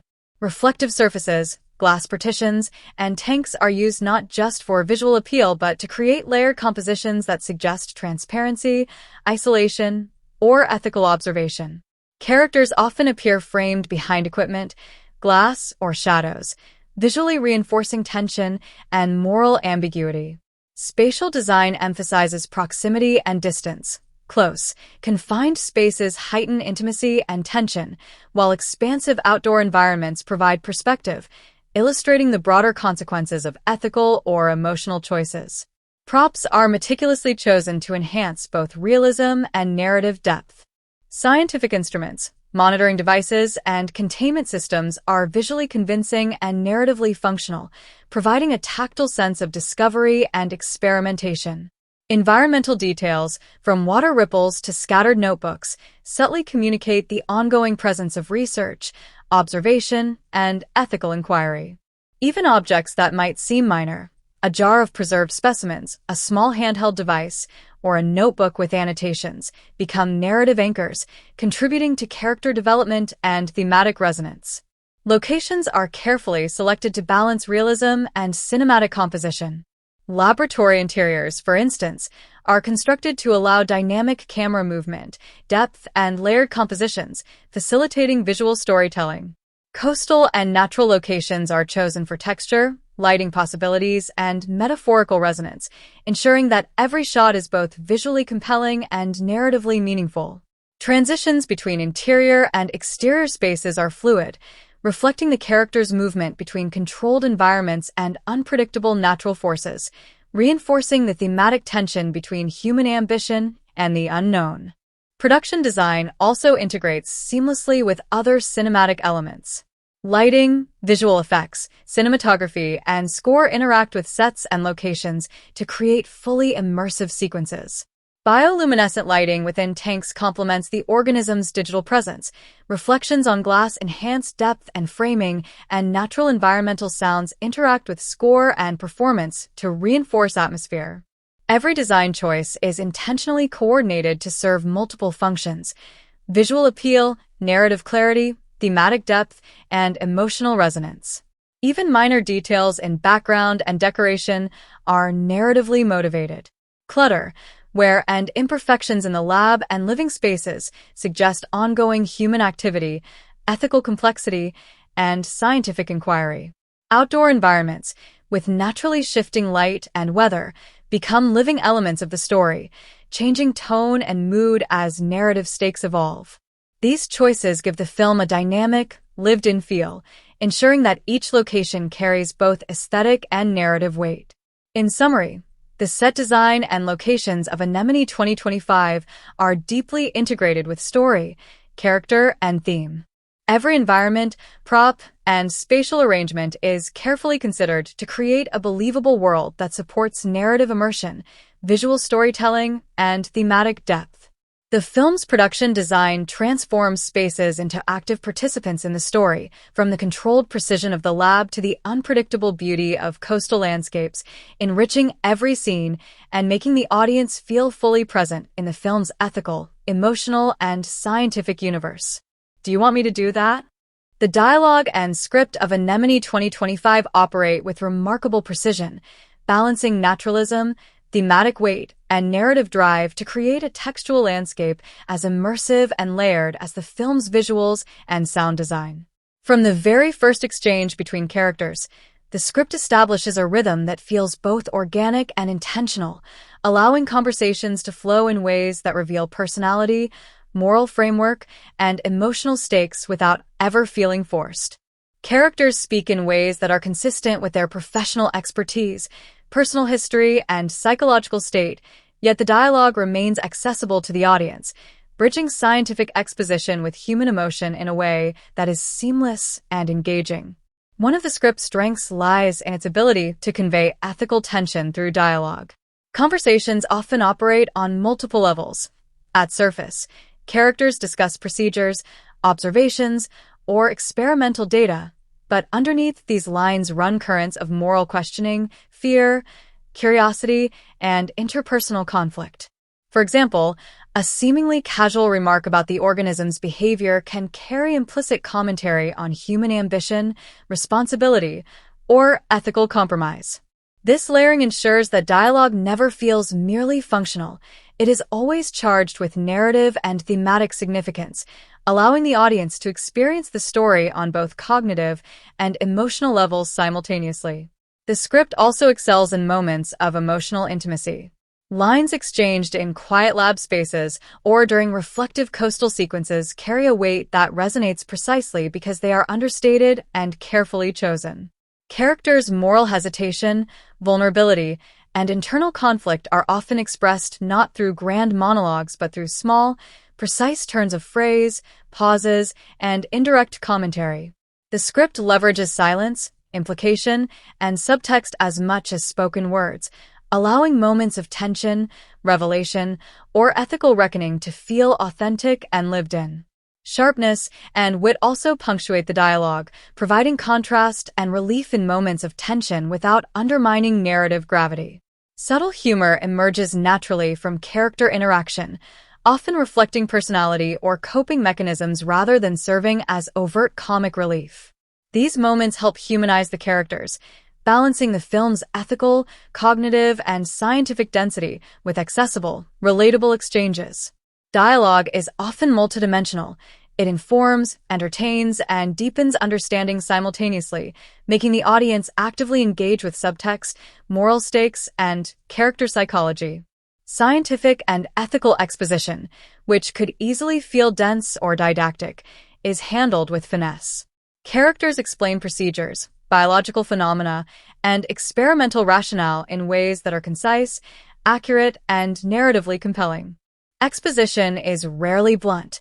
Instead, it is embedded within conversation, observation, and interaction, ensuring that even technical dialogue advances both plot and theme. These sequences demonstrate the script's skill in maintaining narrative clarity while preserving immersion and emotional weight. The script also excels in creating memorable lines and phrases that resonate beyond the immediate scene. Certain turns of phrase, about discovery, responsibility, or the nature of human curiosity, carry thematic significance, echoing throughout the narrative and reinforcing central motifs. These moments are not overtly didactic, but function as narrative anchors, allowing the audience to recognize moral or emotional turning points through language. The careful cadence of dialogue, paired with the actors' performances, ensures that these lines are impactful without feeling contrived. Interpersonal dynamics are vividly realized through dialogue. Ethical disagreement, emotional tension, and camaraderie emerge organically, often through overlapping speech, interrupted sentences, and hesitant phrasing. These naturalistic patterns make exchanges feel authentic, mirroring real-life negotiation and moral consideration. Conflict is rarely staged purely for drama. It arises from character motivation, cognitive tension, or ethical complexity, making dialogue-driven scenes some of the most narratively and emotionally engaging moments in the film. The script also effectively uses repetition, motif, and thematic reinforcement within dialogue.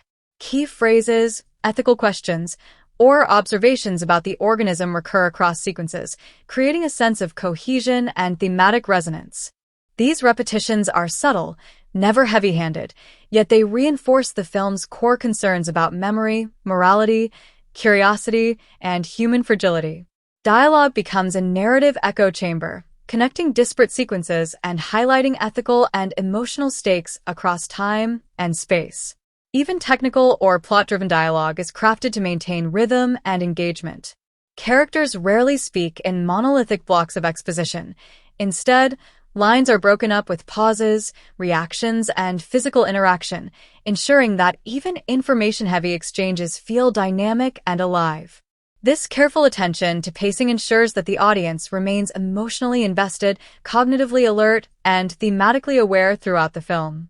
In sum, the dialogue and script of Anemone 2025 are integral to its immersive power. They balance naturalistic speech with thematic depth, moral complexity, and narrative clarity. Characters speak in ways that reveal personality, psychology, and ethical stance while advancing plot and reinforcing central motifs. Witty, sharp, reflective, and emotionally resonant lines punctuate the narrative, making the script a living, breathing part of the film's world rather than a static vehicle for information. Every line carries weight, nuance, and purpose, ensuring that the audience experiences the story through both intellect and emotion. Do you want me to do that? Anemone 2025 navigates its genre terrain with remarkable dexterity, simultaneously respecting conventions while introducing innovative twists that keep the audience fully engaged.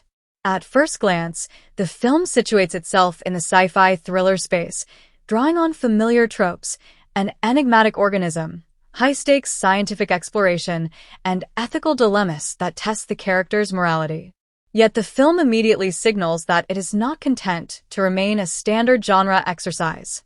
Through narrative structure, character focus, and thematic layering, it subverts expectations, transforming familiar beats into opportunities for suspense, introspection, and philosophical inquiry.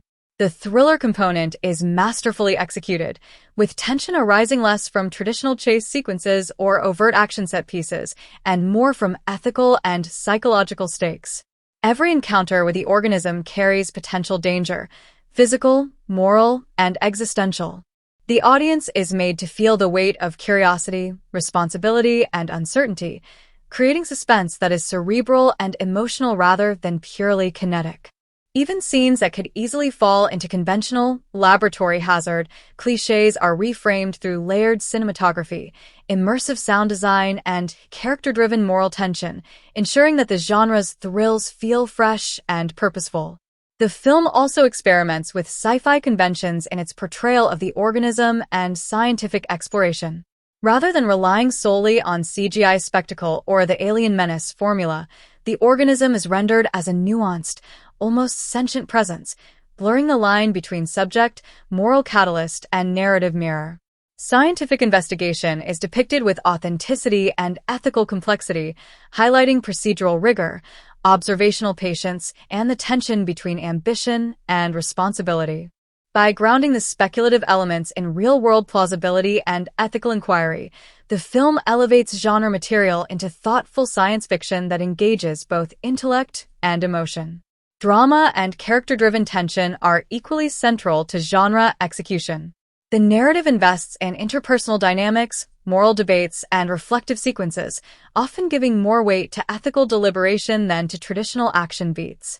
These dramatic moments are heightened by careful dialogue, cinematography, and sound, producing suspense that is layered and immersive rather than reliant on visual spectacle alone.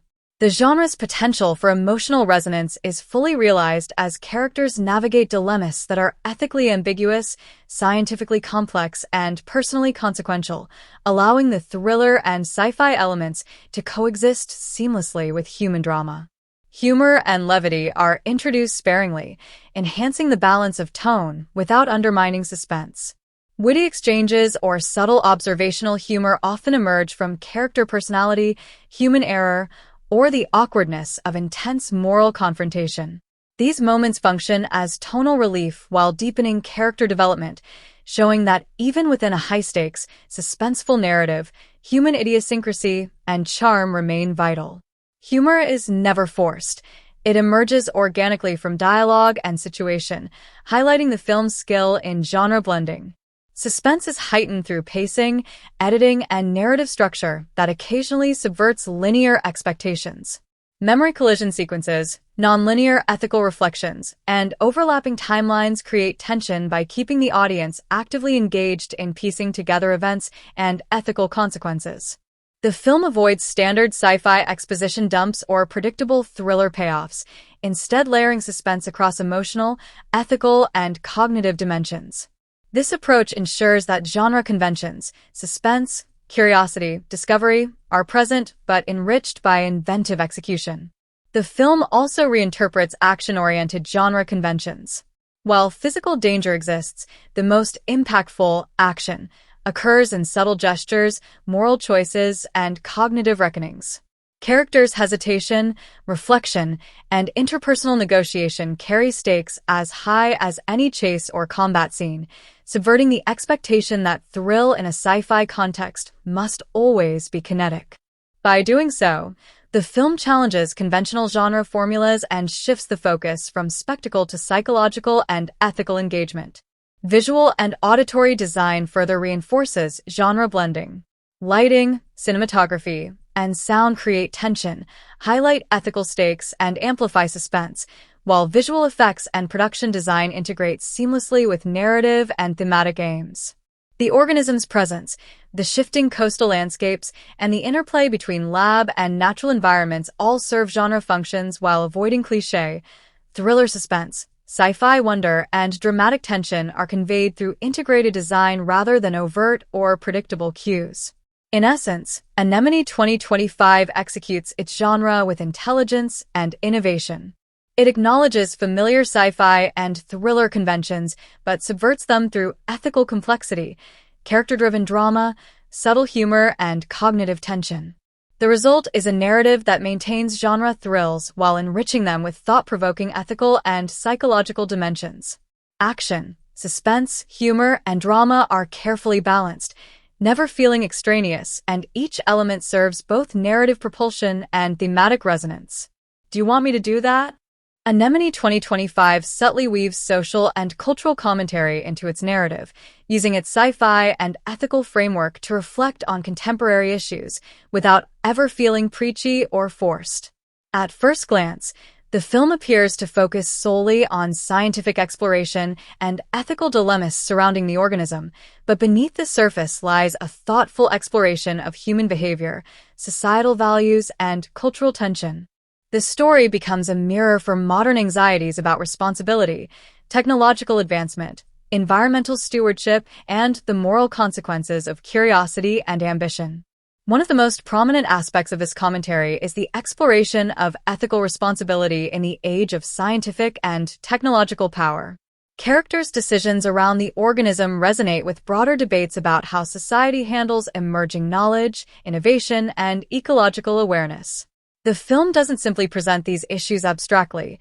It dramatizes them through concrete scenarios that feel immediate and relatable. Scientists, administrators, and even casual observers represent a spectrum of responses to ethical dilemmas, mirroring real-world debates about responsibility, transparency, and the balance between progress and caution. Environmental consciousness is another subtly integrated theme. The organism itself becomes a symbol of the natural world and humanity's interaction with it. Coastal landscapes, changing tides, and the organism's dynamic presence highlight the delicate interplay between human ambition and environmental stewardship. The film uses visual cues, narrative stakes, and character reflection to ask larger questions about ecological responsibility, the consequences of exploitation, and the need for empathy toward life forms that exist outside human comprehension.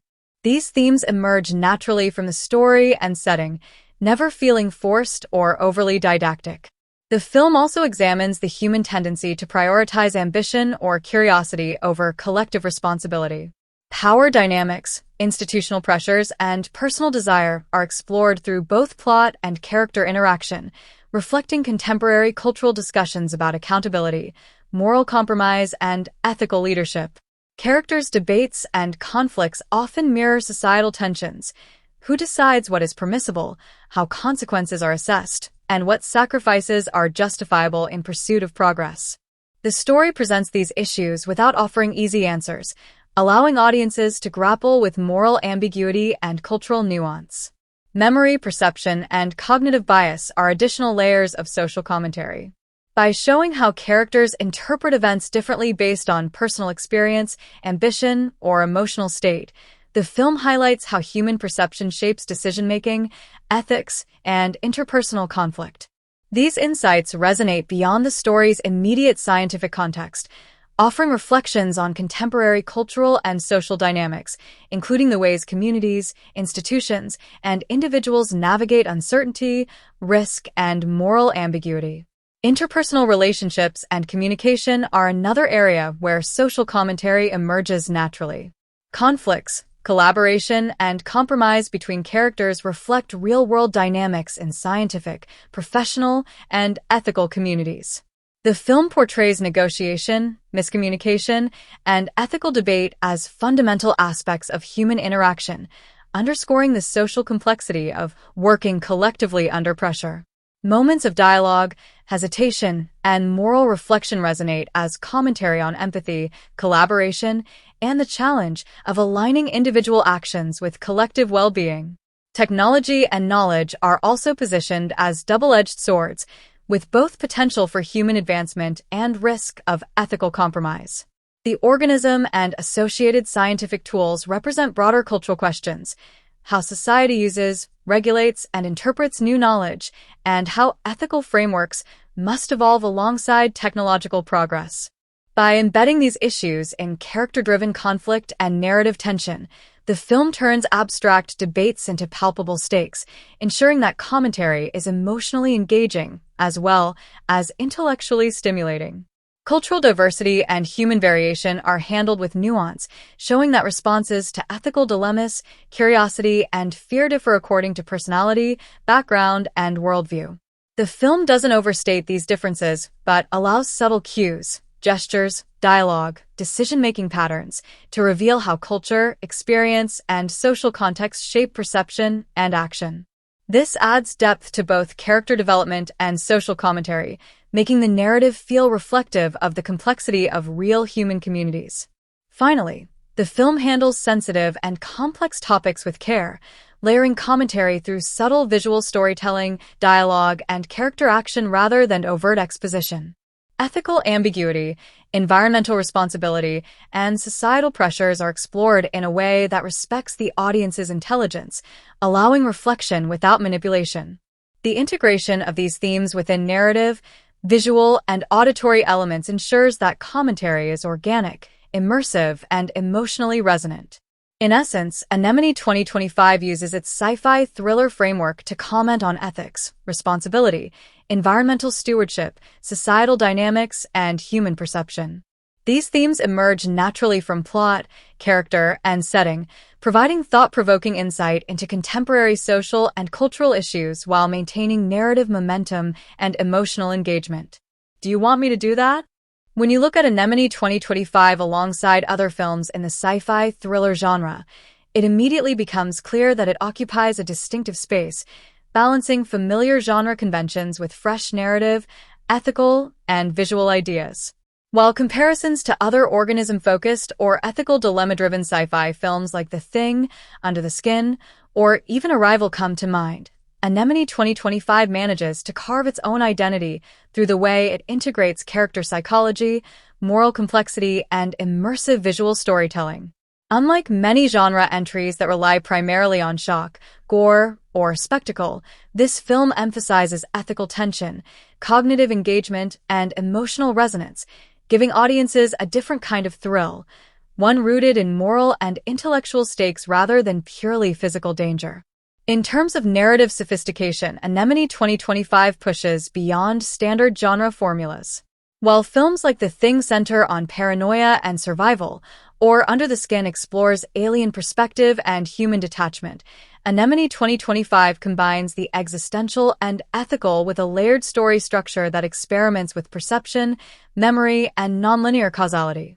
Memory collision sequences, overlapping timelines, and ethical deliberation scenes distinguish it from more straightforward thrillers, making the narrative feel innovative while still retaining the suspense and curiosity that define the genre. This careful balancing of cerebral engagement and emotional tension sets it apart from many contemporaries. Visually, the film compares favorably with high-concept sci-fi, but it avoids the glossy, overly stylized aesthetic that sometimes alienates audiences. Whereas films like Annihilation or Life emphasize alien or surreal spectacle, Anemone 2025 grounds its visual effects, set design, and organism interactions in realism and environmental context. The bioluminescent organism is rendered with both technical precision and tactile presence, combining practical and digital effects in a way that many films in the genre attempt, but few execute convincingly. This attention to integrated, immersive design gives Anemone 2025 a unique visual identity that feels authentic, ethically meaningful, and narratively purposeful. When comparing character work, the film also stands out. Many organism-centric sci-fi films rely on archetypal characters, heroes, skeptics, or victims, without fully exploring internal conflict or ethical reasoning. Anemone 2025, by contrast, invests deeply in character psychology, moral deliberation, and relational dynamics. Every decision, hesitation, and conversation is layered with stakes that are both personal and universal, creating tension that is as emotional as it is narrative. This approach distinguishes it from other genre films that prioritize plot over character nuance, making the viewing experience richer and more resonant. Thematically, the film adds new dimensions to familiar sci-fi conversations. Ethical responsibility, environmental stewardship, cognitive perception, and human ambition are explored with subtlety and nuance, whereas many genre contemporaries treat these issues superficially or as subtext.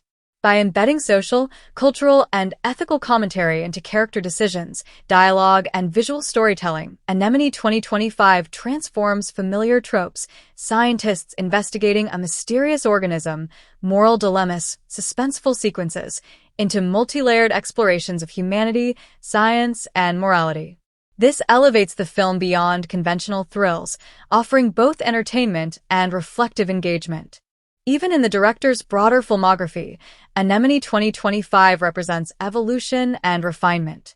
If the director's previous works leaned more heavily on visual spectacle or linear storytelling, this film demonstrates a matured balance between narrative complexity, ethical inquiry, and audio-visual cohesion.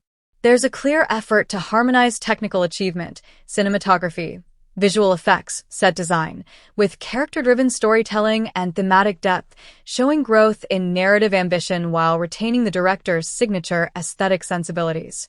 In terms of pacing and tone, the film diverges from genre norms by alternating moments of tension with quiet ethical reflection, creating a rhythm that feels deliberate and immersive. While many sci-fi thrillers rely on constant suspense or action beats, Anemone 2025 trusts the audience to remain engaged through dialogue, ethical stakes, and subtle narrative tension. This confidence in viewer attention and investment is a distinguishing factor, offering a more sophisticated and layered engagement than standard genre fare. Additionally, the film's integration of social and cultural commentary, while never heavy-handed, provides another point of distinction. Where similar films may focus solely on scientific discovery or survival, Anemone 2025 examines human perception, environmental responsibility, and moral accountability, creating a narrative that is both entertaining and thought-provoking. Its commentary is naturally interwoven with plot and character choices, allowing audiences to reflect on contemporary issues while fully immersed in the fictional world. In essence, when compared to other films in the sci-fi thriller genre, Anemone 2025 distinguishes itself through a combination of narrative complexity, ethical depth, immersive design, and character-driven suspense. It respects genre conventions, curiosity, tension, scientific exploration, while pushing boundaries with moral, cognitive, and emotional layers. The result is a film that feels familiar enough to appeal to genre fans but innovative enough to stand out in its thematic and narrative sophistication, offering audiences an experience that is both intellectually stimulating and emotionally compelling. Do you want me to do that? When you look at Anemone 2025 alongside other films in the sci-fi thriller genre, it immediately becomes clear that it occupies a distinctive space, balancing familiar genre conventions with fresh narrative, ethical, and visual ideas. While comparisons to other organism-focused or ethical dilemma-driven sci-fi films like The Thing, Under the Skin, or even Arrival come to mind, Anemone 2025 manages to carve its own identity through the way it integrates character psychology, moral complexity, and immersive visual storytelling. Unlike many genre entries that rely primarily on shock, gore, or spectacle, this film emphasizes ethical tension, cognitive engagement, and emotional resonance, giving audiences a different kind of thrill, one rooted in moral and intellectual stakes rather than purely physical danger. In terms of narrative sophistication, Anemone 2025 pushes beyond standard genre formulas. While films like The Thing center on paranoia and survival, or Under the Skin explores alien perspective and human detachment, Anemone 2025 combines the existential and ethical with a layered story structure that experiments with perception, memory, and nonlinear causality. Memory collision sequences, overlapping timelines, and ethical deliberation scenes distinguish it from more straightforward thrillers, making the narrative feel innovative while still retaining the suspense and curiosity that define the genre. This careful balancing of cerebral engagement and emotional tension sets it apart from many contemporaries. Visually, the film compares favorably with high-concept sci-fi, but it avoids the glossy, overly stylized aesthetic that sometimes alienates audiences. Whereas films like Annihilation or Life emphasize alien or surreal spectacle, Anemone 2025 grounds its visual effects, set design, and organism interactions in realism and environmental context. The bioluminescent organism is rendered with both technical precision and tactile presence, combining practical and digital effects in a way that many films in the genre attempt, but few execute convincingly. This attention to integrated, immersive design gives Anemone 2025 a unique visual identity that feels authentic, ethically meaningful, and narratively purposeful. When comparing character work, the film also stands out. Many organism-centric sci-fi films rely on archetypal characters, heroes, skeptics, or victims, without fully exploring internal conflict or ethical reasoning. Anemone 2025, by contrast, invests deeply in character psychology, moral deliberation, and relational dynamics. Every decision, hesitation, and conversation is layered with stakes that are both personal and universal, creating tension that is as emotional as it is narrative. This approach distinguishes it from other genre films that prioritize plot over character nuance, making the viewing experience richer and more resonant.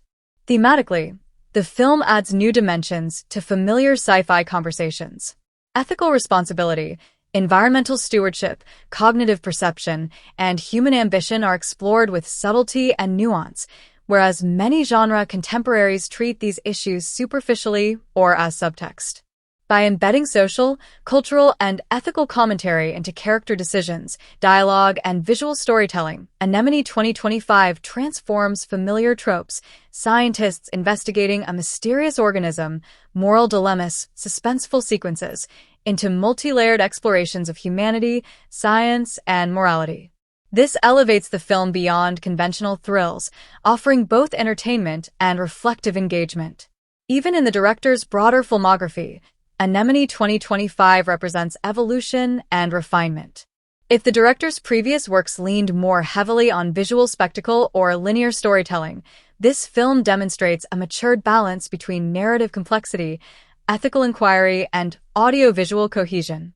There's a clear effort to harmonize technical achievement, cinematography, visual effects, set design, with character-driven storytelling and thematic depth, showing growth in narrative ambition while retaining the director's signature aesthetic sensibilities. In terms of pacing and tone, the film diverges from genre norms by alternating moments of tension with quiet ethical reflection, creating a rhythm that feels deliberate and immersive. While many sci-fi thrillers rely on constant suspense or action beats, Anemone 2025 trusts the audience to remain engaged through dialogue, ethical stakes, and subtle narrative tension. This confidence in viewer attention and investment is a distinguishing factor, offering a more sophisticated and layered engagement than standard genre fare. Additionally, the film's integration of social and cultural commentary, while never heavy-handed, provides another point of distinction. Where similar films may focus solely on scientific discovery or survival, Anemone 2025 examines human perception, environmental responsibility, and moral accountability, creating a narrative that is both entertaining and thought-provoking. Its commentary is naturally interwoven with plot and character choices, allowing audiences to reflect on contemporary issues while fully immersed in the fictional world. In essence, when compared to other films in the sci-fi thriller genre, Anemone 2025 distinguishes itself through a combination of narrative complexity, ethical depth, immersive design, and character-driven suspense. It respects genre conventions, curiosity, tension, scientific exploration, while pushing boundaries with moral, cognitive, and emotional layers. The result is a film that feels familiar enough to appeal to genre fans but innovative enough to stand out in its thematic and narrative sophistication, offering audiences an experience that is both intellectually stimulating and emotionally compelling. Do you want me to do that? Anemone 2025 is packed with rich symbolism and layered metaphors that elevate it beyond a straightforward sci-fi thriller into a story that rewards careful observation and reflection. From the opening scenes, it becomes clear that visual motifs, recurring objects, and environmental cues are not just decorative, they carry thematic weight, echoing the moral, ethical, and emotional undercurrents of the story. The organism itself serves as the most obvious, but also the most versatile symbol, representing curiosity, the unknown, human ambition, and the delicate balance between exploration and exploitation. Its glowing bioluminescence is more than a visual spectacle. It signals both beauty and fragility, illuminating moments of revelation while simultaneously hinting at potential danger. Water and coastal imagery recur throughout the film, functioning as metaphors for uncertainty, fluidity of perception, and the moral ambiguity faced by the characters. Tides, waves, and currents often mirror the internal states of the protagonists. Moments of hesitation coincide with ebbing light or shifting water, while climactic ethical confrontations are paired with turbulent seas, creating a visual language that reinforces narrative stakes without relying on dialogue. Subtle shifts in lighting, reflections, and shadow over water surfaces act as a secondary storytelling layer, giving audiences visual cues about tension, emotional change, and moral complexity. The laboratory itself contains layered metaphors. Tanks, glass partitions, and containment units symbolize both observation and limitation. Characters frequently interact with the organism through glass barriers, highlighting themes of distance, detachment, and ethical scrutiny. Reflections on glass surfaces and water reinforce self-examination and introspection, suggesting that the moral dilemmas the characters face are not only about the organism, but also about themselves. Even minor props, such as notebooks, measuring instruments, and scattered specimens, carry narrative weight, emphasizing the meticulousness, obsession, and ethical responsibility of human inquiry. Color is another subtle, yet powerful symbolic tool.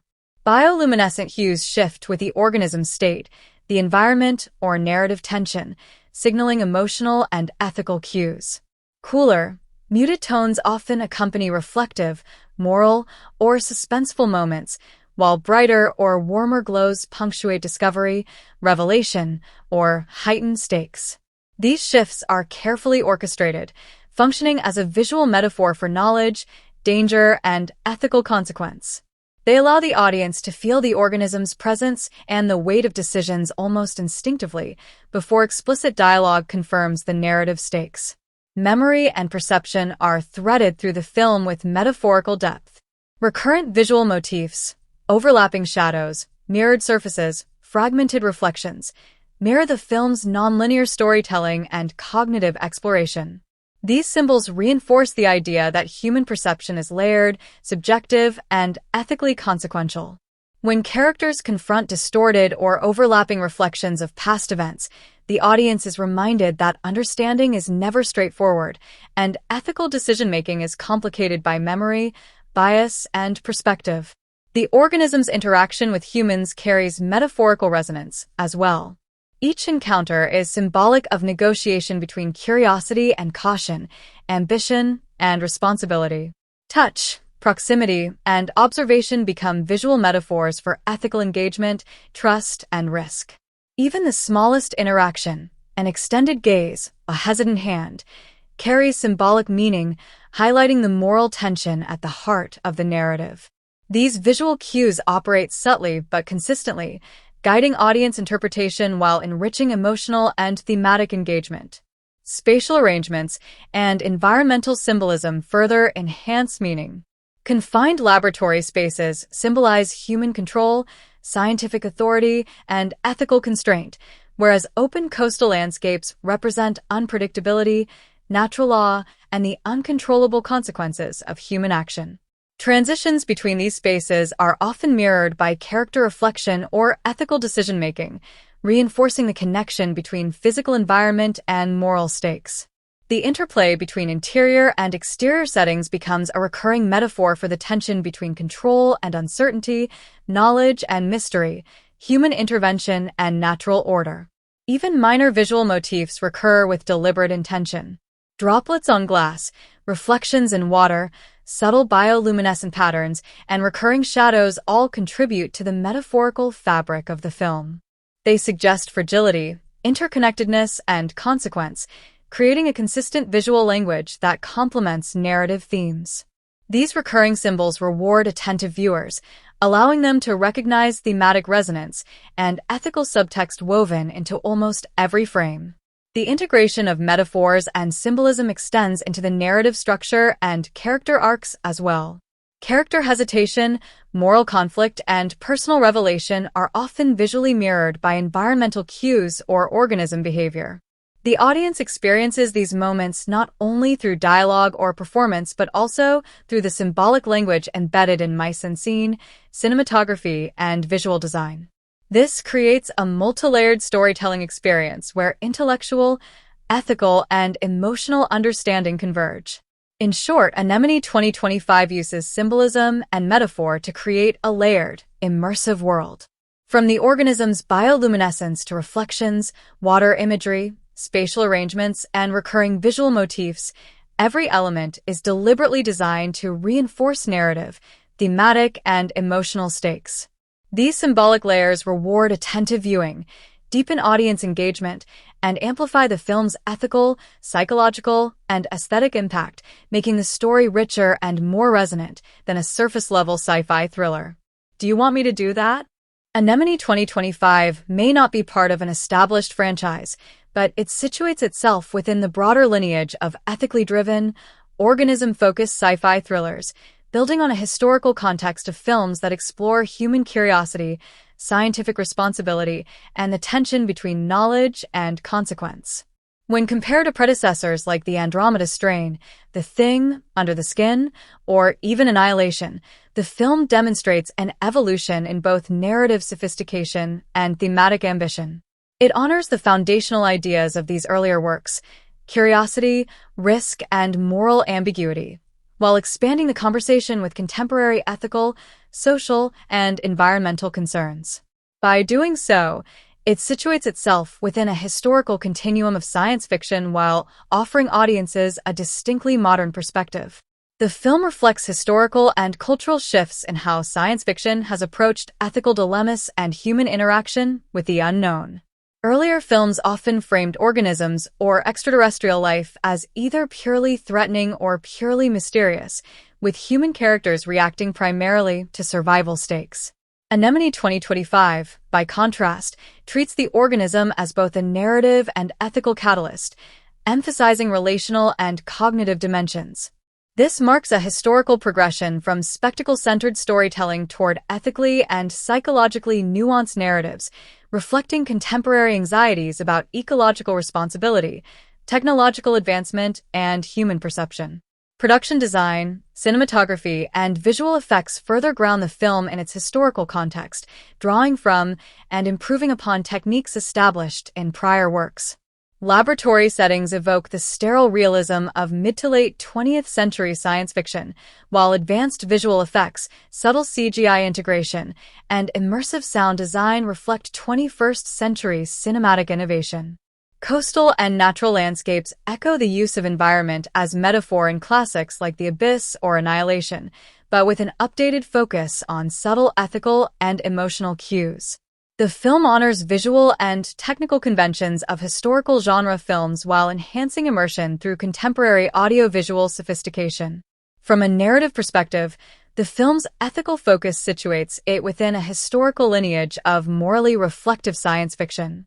Ethical dilemmas, character hesitation, and the consequences of human ambition echo debates central to previous organism-centered films, yet Anemone 2025 deepens the conversation with layered storytelling, nonlinear memory exploration, and moral ambiguity that encourages audience reflection.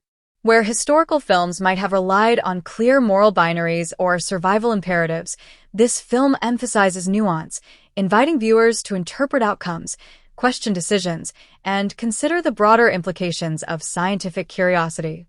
Thematically, the historical context is also evident in the treatment of human-environment interaction. The film continues a long-standing sci-fi tradition of examining humanity's place within natural and unknown systems, from classic monster movies to contemporary ecological science fiction. What sets it apart is the ethical precision and emotional resonance. Human responsibility, stewardship, and curiosity are treated as inseparable from narrative tension, creating a modern reinterpretation of historical genre concerns. Coastal imagery, bioluminescent organisms, and environmental design all evoke the aesthetic lineage of past films while reframing these elements to serve ethical and psychological exploration. In terms of character archetypes, the film draws on historical conventions, scientists, administrators, and observers, but subverts and enriches them through layered development and nuanced ethical complexity. Whereas earlier films often simplified character motivation to ambition, fear, or curiosity, Anemone 2025 invests in multifaceted psychological profiles, emphasizing internal conflict, relational tension, and moral responsibility. This evolution reflects both a historical awareness of genre tropes and a contemporary desire to explore the depth and humanity of scientific exploration. Even the narrative structure reflects historical evolution. Nonlinear storytelling, memory collision sequences, and reflective pacing distinguish it from earlier, linear genre entries. These choices create a layered experience that honors the suspense and moral stakes of classic thrillers while enhancing cognitive and emotional engagement for a 21st-century audience. By situating suspense, ethical reflection, and character development within a modern structural framework, the film pays homage to its historical context while asserting a distinctive voice. Ultimately, while Anemone 2025 is not a franchise entry or a strictly historical recreation, it operates within a historical and genre lineage that informs its narrative, visual design, and thematic focus. It acknowledges the foundations laid by earlier organism-centric, ethically driven science fiction films, incorporating traditional suspense, scientific intrigue, and human vulnerability, yet advances the genre with contemporary ethical, cognitive, and environmental concerns. This combination of homage and innovation situates the film as both historically aware and forward-looking, offering audiences a narrative that is immersive, reflective, and resonant within the broader context of science fiction cinema. Do you want me to do that? Anemone 2025 presents a fascinating case study in how a film's budget, production quality, and box office performance interact, highlighting both creative ambition and market dynamics. From the outset, it's clear that the production team invested heavily in technical precision, visual effects, and immersive design. Despite what might be considered a mid-range budget by contemporary sci-fi standards, the filmmakers stretched resources strategically, ensuring that every frame, from the bioluminescent organism to coastal landscapes, laboratory interiors, and environmental lighting, feels meticulously crafted. Costumes, props, and set design contribute significantly to world building, demonstrating that careful allocation of resources can yield production quality that rivals higher-budget blockbusters. Visual effects and CGI are another area where the film's budget is apparent. While not extravagantly lavish, the integration of practical effects with digital augmentation is seamless, producing an organism that is both believable and aesthetically striking. The bioluminescent details, textural realism, and environmental interaction reflect careful planning and investment, showing that the production team prioritized quality over quantity. Cinematography and lighting are similarly polished, with each shot maximizing atmospheric impact without the need for extravagant set pieces or costly locations. Even complex coastal sequences were filmed and lit to enhance suspense and ethical tension, creating a cinematic experience that feels larger than the budget alone might suggest. In terms of marketing, the film's release strategy leveraged its ethical and suspenseful storytelling to differentiate it from conventional sci-fi thrillers. Marketing campaigns emphasized the organism's mystery, the moral stakes, and the immersive coastal settings rather than relying solely on spectacle. Teasers, trailers, and promotional content highlighted character-driven drama, ethical tension, and thought-provoking scientific inquiry, appealing to audiences interested in cerebral and emotionally layered narratives. This strategic approach likely influenced audience turnout by targeting niche sci-fi fans, ethical thrillers enthusiasts, and viewers seeking thoughtful cinematic experiences rather than mass-market spectacle. Box office performance reflected a combination of factors: production quality, audience reception, and marketing reach. While the film may not have generated blockbuster-level numbers comparable to CGI-heavy tentpoles, its earnings were consistent with expectations for a mid-budget, critically engaging sci-fi thriller. Positive word of mouth, critical recognition, and niche audience engagement helped sustain performance, particularly in regions with strong sci-fi and ethical thriller viewership. International reception was similarly shaped by cultural resonance, with audiences responding to moral dilemmas, environmental themes, and character-driven suspense that transcended simple genre appeal. Audience reception was instrumental in shaping the financial trajectory. Early screenings and critic reviews highlighted the film's layered narrative, ethical complexity, and visual innovation, which in turn encouraged repeat viewings and audience discussion.